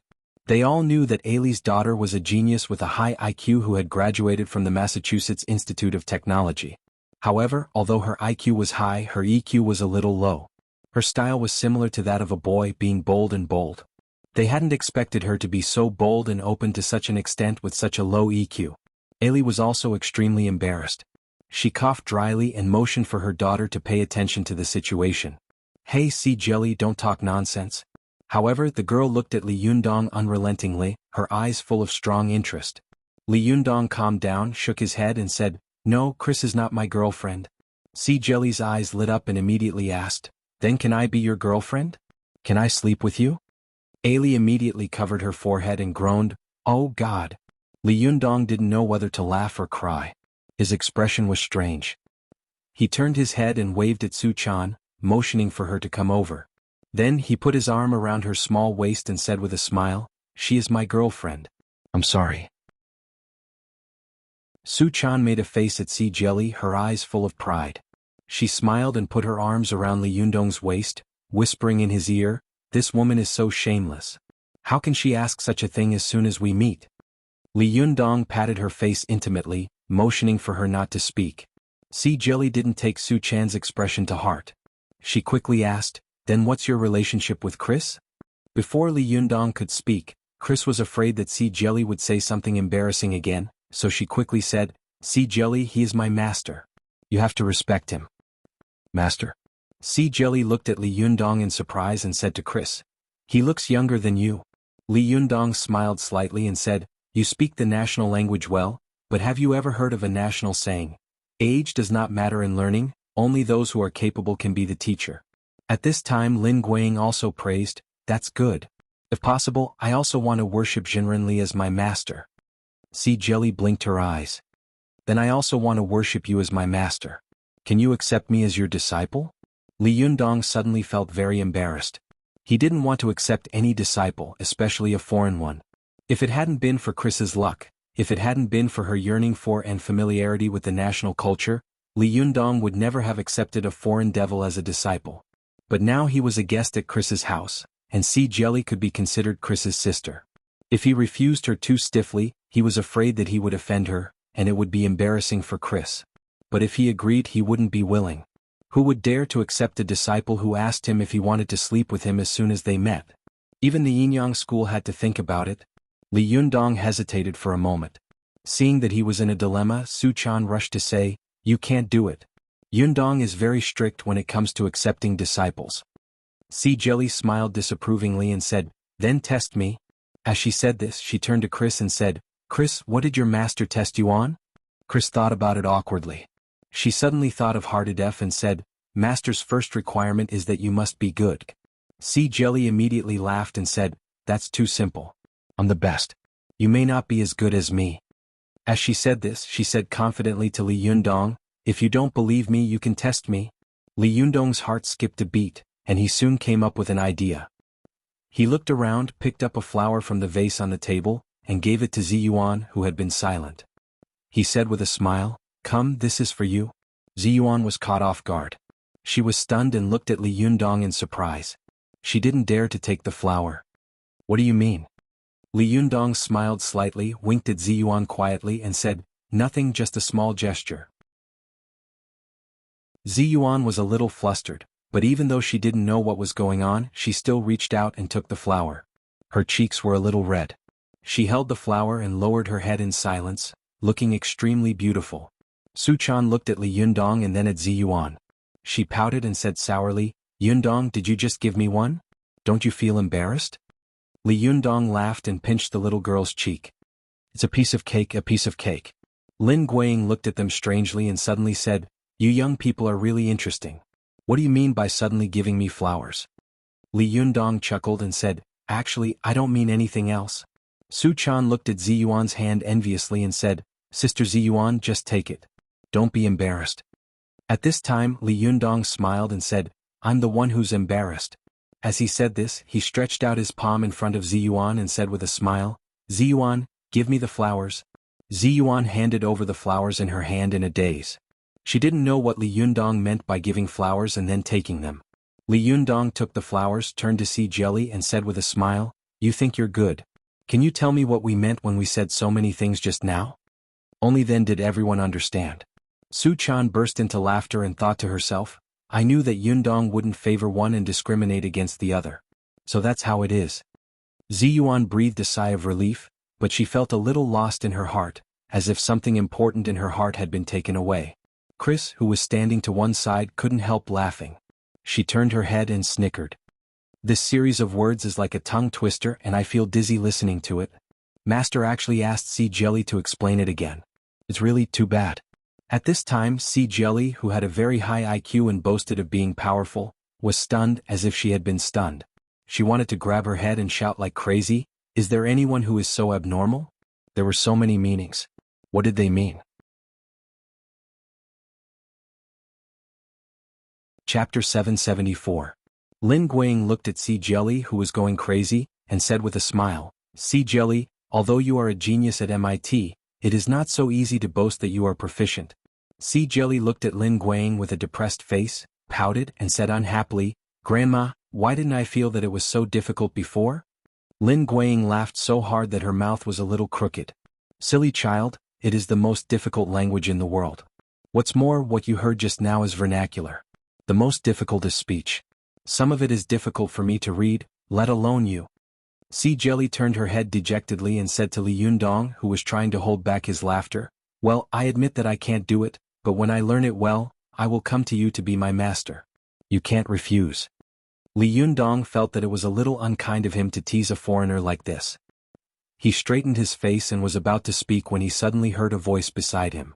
Li Yundong turned his head and saw Lin Guiying's attending doctor, Lisa, coming over. The doctor had obviously come with a purpose. After greeting Lin Guiying and the others warmly, she looked straight at Li Yundong. She walked up to Li Yundong, stretched out her hand generously and said, Hello, we meet again. Although Li Yundong saw that she had come with bad intentions, he still reached out his hand politely and shook hands with her, nodding and smiling. After greeting Li Yundong, Lisa stared at him and asked straightforwardly, Mr. Li, please forgive my offense. I want to ask you, did you use medical skills to save Mrs. Lin before?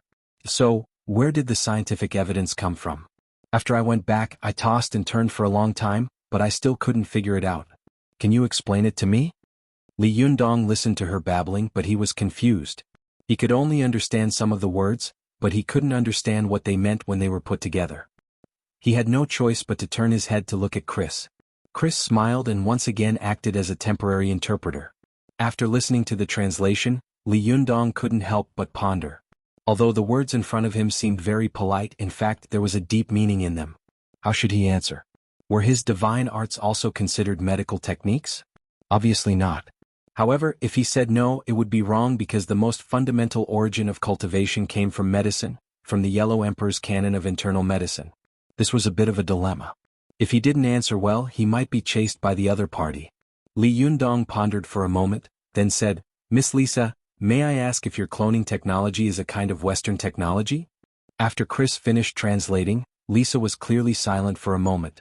She shook her head hesitantly but quickly nodded in agreement. Since cloning technology is also a type of Western medicine, then the method I used to save Lin Guiying is also a type of Chinese medicine. It's just that very few people know how to use this method. Lisa hadn't expected Li Yundong's answer to be so cunning.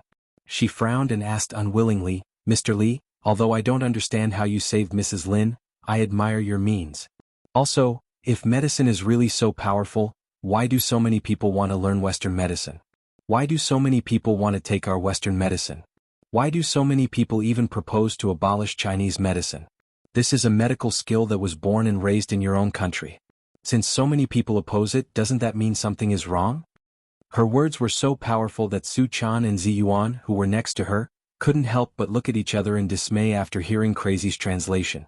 Yes, even the people themselves were superstitious about Western medicine and thought that medicine was pseudoscience. So many people went to study Western medicine every year, and so many people went to advanced medical schools abroad to study, but how many foreigners came to study Chinese medicine every year? Lisa was really powerful. She wanted to make trouble, but she didn't get to the bottom of Li Yundong's previous method of saving Lin Guiying. Instead, she used the views of the Chinese public as a starting point. Because Lisa knew that no matter what, Li Yundong had saved a patient they had declared dead. Even if it proved that Li Yundong was pretending to be mysterious, the facts were right in front of them, and the facts spoke louder than words. Therefore, she adopted a roundabout strategy and used the attitude of the people to make a breakthrough. Zi Yuan and Su Chan were a little worried, afraid that Li Yundong would be stumped by the woman in front of them. After all, what Lisa said was also the current objective situation of China, and it was also the truth, and the facts spoke louder than words. But he could not answer. Medicine was a basic course for cultivators. It was fine in front of the people, but if he didn't say a few words for medicine in front of outsiders, he would really be a cultivator in vain. At this time, Lin Guiying and Chris also listened carefully to Li Yundong's sharp question, wanting to hear how he would answer. When Li Yundong heard Lisa's words, he frowned secretly. He knew that if medicine was refuted, then all cultivators would become a joke. It was equivalent to having their ancestral graves dug up. In Li Yundong's opinion, even if their way of cultivation was refuted, they absolutely could not let medicine be refuted, because this was the quintessence of the Chinese nation that had been passed down for thousands of years. It could even be said that it was the foundation of this nation. Lisa was not the first person to stand up and dig up the ancestral graves of cultivators. When Li Yundong was taking care of Zhou Qin, who was bedridden, he had met a well-known expert who also had the attitude of opposing medicine and believing in Western medicine and digging up ancestral graves. The most embarrassing thing in the world was that people themselves opposed the things of their own country, discarded the essence as dregs, and dug up their own ancestral graves. But what was even more embarrassing was that foreigners pointed out this point in front of the people, and in front of the people, they dug up ancestral graves with their grandsons. Li Yundong was unhappy and his face darkened slightly. He thought for a moment and said, "You asked me a few questions. I'll answer you in a moment, but before I answer you, I also want to ask you a few questions." Without waiting for Lisa to agree, Li Yundong said first, "Dr. Mandelson, the president of your American Medical Union, once wrote a book called Confessions of a Medical Rebel. In it, he strongly criticized and even attacked Western medicine that you are proud of. He said that hospitals are legal places to hurt and kill people. Every year in the United States at least 1.5 million people die or become disabled because of chemicals. Answer me, if your Western medicine is scientific, then why did your medical leaders say such a thing?" After listening to Chris's translation, Lisa opened her mouth and was anxious to speak, but at this time, Li Yundong did not wait for her to speak. He raised his hand and said, "When I first started to study. Well, when I was studying medicine, I once felt what you said. Why do our people oppose our own medicine? Later, I was unwilling to give up, so I flipped through a lot of materials and books, but I was also surprised to find a lot of things about Western medicine. For example, antibiotics can be said to be the largest type of Western medicine. When people are sick, they think of it first and regard antibiotics as a panacea. However, this so-called panacea also has a big problem. Not to mention other things, nearly 80% of the 50 million deaf people in our country are related to the use of streptomycin and gentamicin. I once accidentally saw a material. According to the observation of our country's Xi'an 4th Military Medical University, among 590 hospitalized cancer patients, the infection rate of those who had not used or only used one kind of antibiotic was 9.5%. The rate of those who had used more than one kind of antibiotic was 6.5%, which was 4 times that of the former. That is to say, the more antibiotics used, the higher the infection rate. Because of this, our country is now gradually no longer using streptomycin and gentamicin. But unfortunately, they are still using other antibiotics. Yes, you have to say that medicine is also constantly developing, and the same is true of medicine. So do you know that the white wheat bean used to treat pregnancy vomiting was developed by your Western medicine laboratory and declared as a harmless scientific product? But soon, the terrible side effects produced thousands of deformities. Now, white wheat bean is listed as a banned drug, and the Japanese pharmaceutical company that produced this drug went bankrupt. Not only that, your Western medicine scientific demonstration convinced that steroids could cure the American singer Michael Jackson's leukoplakia. But then, Western medicine scientifically said that the use of steroids caused Michael's judgment to be seriously weakened, and he did some things that were out of control. Similarly, you also once said that biphosphates were mainly used for the treatment of hypercalcemia, osteoporosis, and bone pain. Not long after, the FDA monitored and announced that cancer patients who received intravenous biphosphates would have symptoms of jaw bone necrosis. He said with fervor and assurance, "If you know these things, then can you tell me that the Western medicine that you announced to be harmless today, will something like that happen tomorrow? How do you make your Western medicine? I believe you know it best. They are all experimented with mice in the laboratory. After the mice eat it and don't die, they give it to the patients for free. After taking it for a few months, they find that they are fine, so they announce the birth of a new scientific drug. Your medicine was experimented on by mice and then given to people.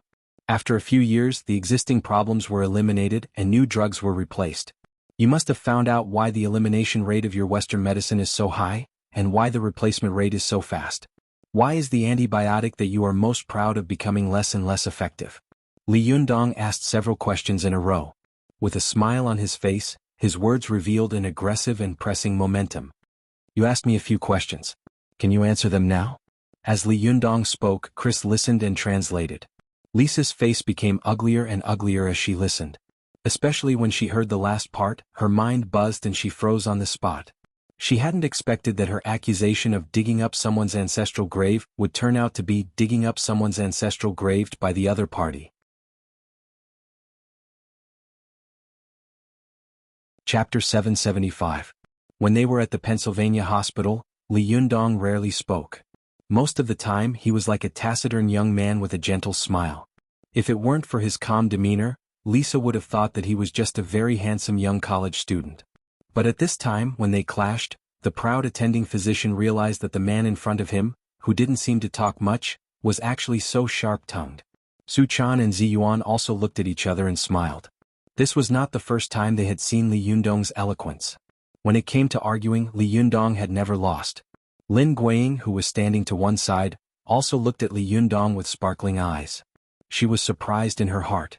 "I've lived for decades, but I've never seen such a person, whether in China or in the West.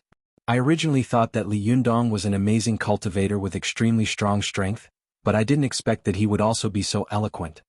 Other people didn't know the importance of eloquence among many talents, but Lin Guiying knew it very well. When she was young, she had met a cultivator who taught her the plum blossom fist, but the cultivator was not eloquent. He only let Lin Guiying memorize the mystery of it and didn't give her much guidance. She had almost relied on her own understanding to get to where she was today, so she had suffered from her master's poor eloquence. Since ancient times, whether it was the medical world, the martial arts world, or the cultivation world, it was very easy for a great cultivator to become famous in the world. As long as he could fight, he would be invincible in the world. Naturally, everyone knew about him. But if he wanted to maintain such a reputation, he had to be able to practice, which meant that he had to be able to maintain his health. Otherwise, if he fought all day, his jinchi would be consumed like running water, and he wouldn't be able to make ends meet. It was easy for him to become weaker and weaker, and he wouldn't be able to last for long. However, if he wanted to spread his wings, establish a sect, and make it pass on and flourish, it was absolutely impossible without good eloquence. Otherwise, how could he let his disciple understand the true method he had comprehended with his own abilities? Whether it was Taoism or Buddhism, if he wanted to pass it on to his disciple, not only did the disciple need to have extraordinary talent and comprehension ability, but also the master needed to have extraordinary eloquence and the ability to teach. Many great perfected Taoists, martial artists, and great doctors were usually very powerful and flourishing for a time, but because they were not good at eloquence and teaching people, their earth-shattering abilities would end in a generation. In Lin Guiying's eyes, with Li Yundong's cultivation and eloquence, he would definitely be able to establish a sect in the future and form his own force. It was useless for a master to just be strong. Otherwise, what would be the point of fighting to the death all day long? There will always be talented people in every generation, and in the Yangtze River, the waves behind drive on the waves before. Who knows when a strong person will appear and defeat his master? That won't be good. Therefore, at this time he needed a strong disciple to help him support the sect. Want to fight the boss? Get past me first. Only when the disciple was awesome could the power of the sect be awesome. Lin Guiying believed that with Li Yundong's talent and ability, he would definitely not just want to be a cultivator who only cared about himself. He would definitely want to spread his power. In this way he would definitely have to accept disciples, and he would definitely not only accept one. Lin Guiying also knew that Chris was now only Li Yundong's nominal disciple, and the difference between a nominal disciple and a formal disciple was equivalent to the difference between a temporary worker and a formal worker. Although they were both disciples, the difference in status was like heaven and earth. However, if she could give Li Yundong considerable help, the word nominal might not be impossible to remove. Thinking of this, Lin Guiying couldn't help but flash her eyes and smile slightly. She already had an idea in her heart. At this time, the battle between Lisa and Li Yundong had also attracted the attention of many people at the banquet. After hearing Chris's translation, many Westerners fell silent. Lisa's face alternated between green and red. As a Western doctor, she naturally knew that what Li Yundong said was true. Even if she wanted to refute it, she couldn't lie with her eyes open. It was just like how Li Yundong also knew that there were many quacks in traditional Chinese medicine. Don't laugh at me. But if she was rendered speechless by the other party's counterattack, that would be too cowardly. Lisa clenched her teeth, stiffened her neck and said, "Mr. Li, I asked you the question first. You should answer my question first. Besides, after saying so much, are you trying to prove that traditional Chinese medicine is better than Western medicine?" After listening to Chris's translation, Li Yundong thought to himself, this woman is up to no good. She always puts traditional Chinese medicine and Western medicine on opposite sides. She can't wait for the two to kill each other. There can only be one in the world. The remaining one is correct and scientific, and the eliminated one is naturally wrong and ignorant. Li Yundong had also expected that the other party would say such a thing.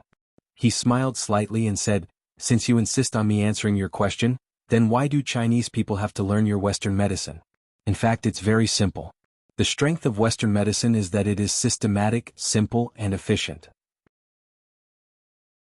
An ordinary person can become an excellent Western doctor after a few years of learning and can cure diseases and save lives. This is precisely the shortcoming of traditional Chinese medicine. An excellent traditional Chinese medicine doctor can never be called an excellent traditional Chinese medicine doctor without more than 10 or even decades of clinical experience. In China there are old Chinese medicine doctors, but there has never been old Western medicine doctors. Why? Because the older the traditional Chinese medicine doctor, the more valuable it is. This is an extremely difficult knowledge to study. It is not only about curing diseases and saving lives, but also the truth of the universe. As for why you asked me why so many Chinese people learn Western medicine and why our country uses Western medicine, then let me tell you, in a country with more than 1 billion people and such a fast pace of life, Western medicine is undoubtedly more in line with the pace of people's lives. When Chris translated this, Lisa raised her eyebrows and asked, "So you mean that traditional Chinese medicine is useless?" Li Yundong smiled and said, "Traditional Chinese medicine has its shortcomings. It is because it is too broad and profound and too difficult to study. It takes a long time to learn, a long time to treat, and a slow time to take effect. Therefore, very few people in modern society are willing to put in the effort to study this knowledge. Moreover, traditional Chinese medicine is composed of many prescriptions. There are often as many as a dozen or even dozens of prescriptions in a prescription. Any prescription will have a completely different effect. Therefore, only with a lot of experience and exploration can one be able to use medicine like a god." Similarly, Western medicine also has its own shortcomings. The shortcoming of Western medicine is that it is a knowledge of robbing Peter to pay Paul. When you cure patients, you will hurt their health in other areas. Therefore, entering a Western medicine hospital actually shortens the time of entering the hospital next time. Li Yundong smiled and said, "Traditional Chinese medicine has its shortcomings. We pay attention to the homology of medicine and food. Medicine is not as good as food, and food is not as good as spiritual. What we pay attention to is to strengthen the body and consolidate the foundation. With the power of heaven and earth and the spirit of all things, we strengthen the human body's own ability to fight against diseases, so that people can go to the hospital less or not go to the hospital at all. As the saying goes, it is better to disperse than to block, and it is better to prevent than to treat. At the end of the day, Western medicine is a knowledge that makes people sicker. It can help you get rid of the disease for a while, but it can't help you get rid of the disease for a lifetime. This knowledge can make people walk into the hospital countless times and willingly be slaughtered by the doctors. Therefore, it is very popular, forming a huge industrial chain and interest group, and it has the support of the government in power. The fundamental point of traditional Chinese medicine is to keep people away from doctors and hospitals, hoping that there will be no diseases in the world. Therefore, it is difficult for it to form a huge interest group and industrial chain, so many people hope that it will die so that they can slaughter patients more easily. At this point, almost everyone at the banquet noticed Li Yundong's speech. For a moment, the hall was quiet. Everyone was listening to Li Yundong's speech and Chris's timely translation. After hearing Li Yundong's words, Chris, who was at the side, almost broke out in a sweat when translating, if she could sweat at this time. When Li Yundong finished his last words, the hall was so quiet that one could hear a pin drop.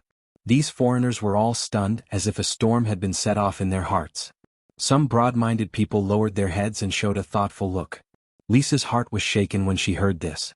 She was tongue-tied and couldn't say anything for a moment.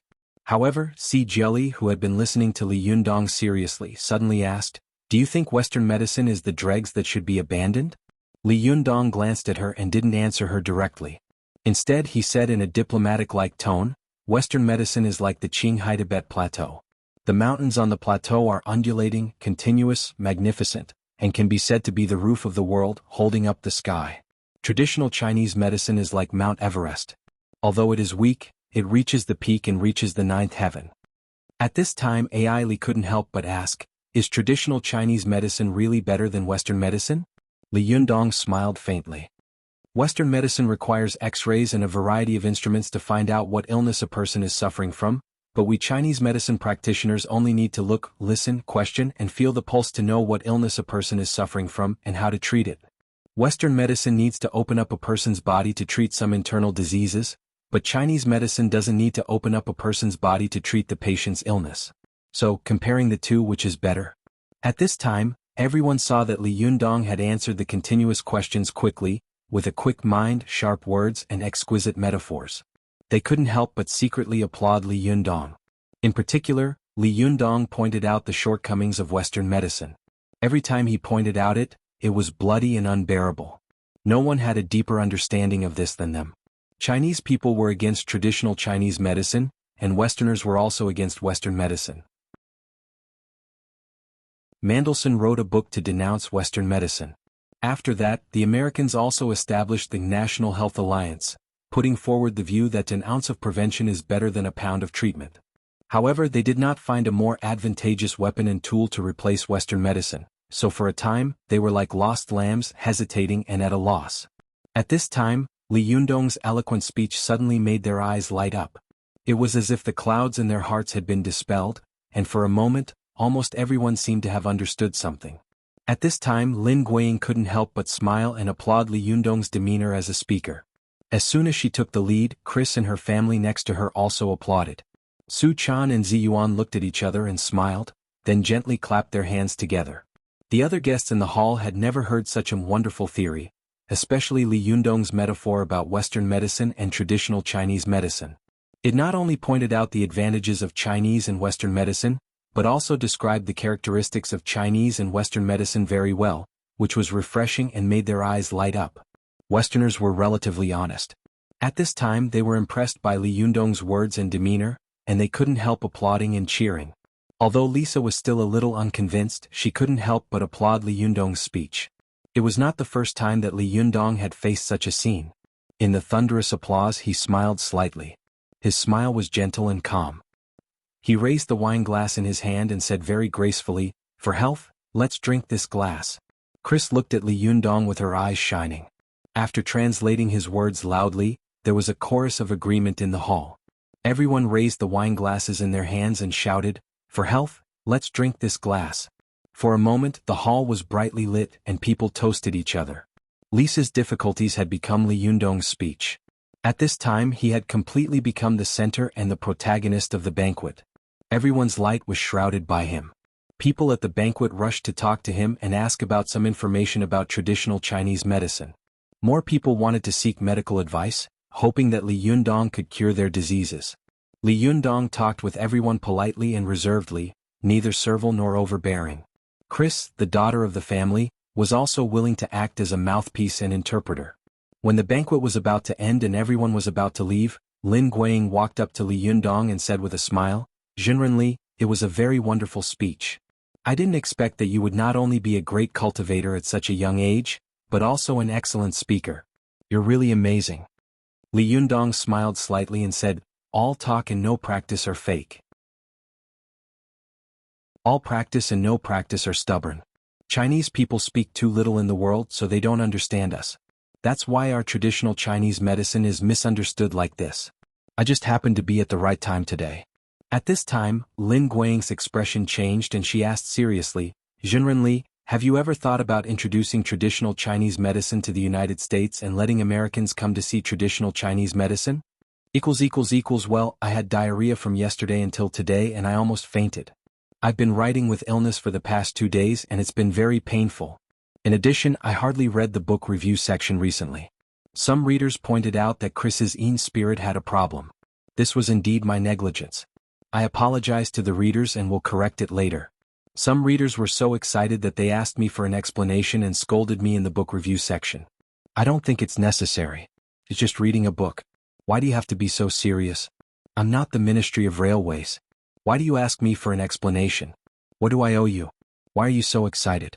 In addition, some readers often leave messages for me on QQ, blaming me for ignoring them. Tang, let me explain here. There are too many readers who leave messages for me every day, and I really can't take care of them all. In the future, if there are readers who want to talk to me about something, please just say it. Don't say, are you there? Or Tang, are you there? Usually when I see such similar words, I definitely won't reply. I don't have that much time. On the contrary, many people who come up to talk to me directly, I often reply. Please forgive me. Finally, today is the first birthday of raising a vixen at home. Thank you for your company and support over the past year. Thank you for your encouragement that you're tuning in to the Han Li's Wuxia Adventures YouTube channel. We're so grateful for your support and don't forget to subscribe to join us on this incredible journey through captivating stories. Your generosity through donations truly makes a world of difference, as it's the primary source of revenue that allows me to expand and enhance this channel for you. Thank you from the bottom of my heart for being a part of this adventure.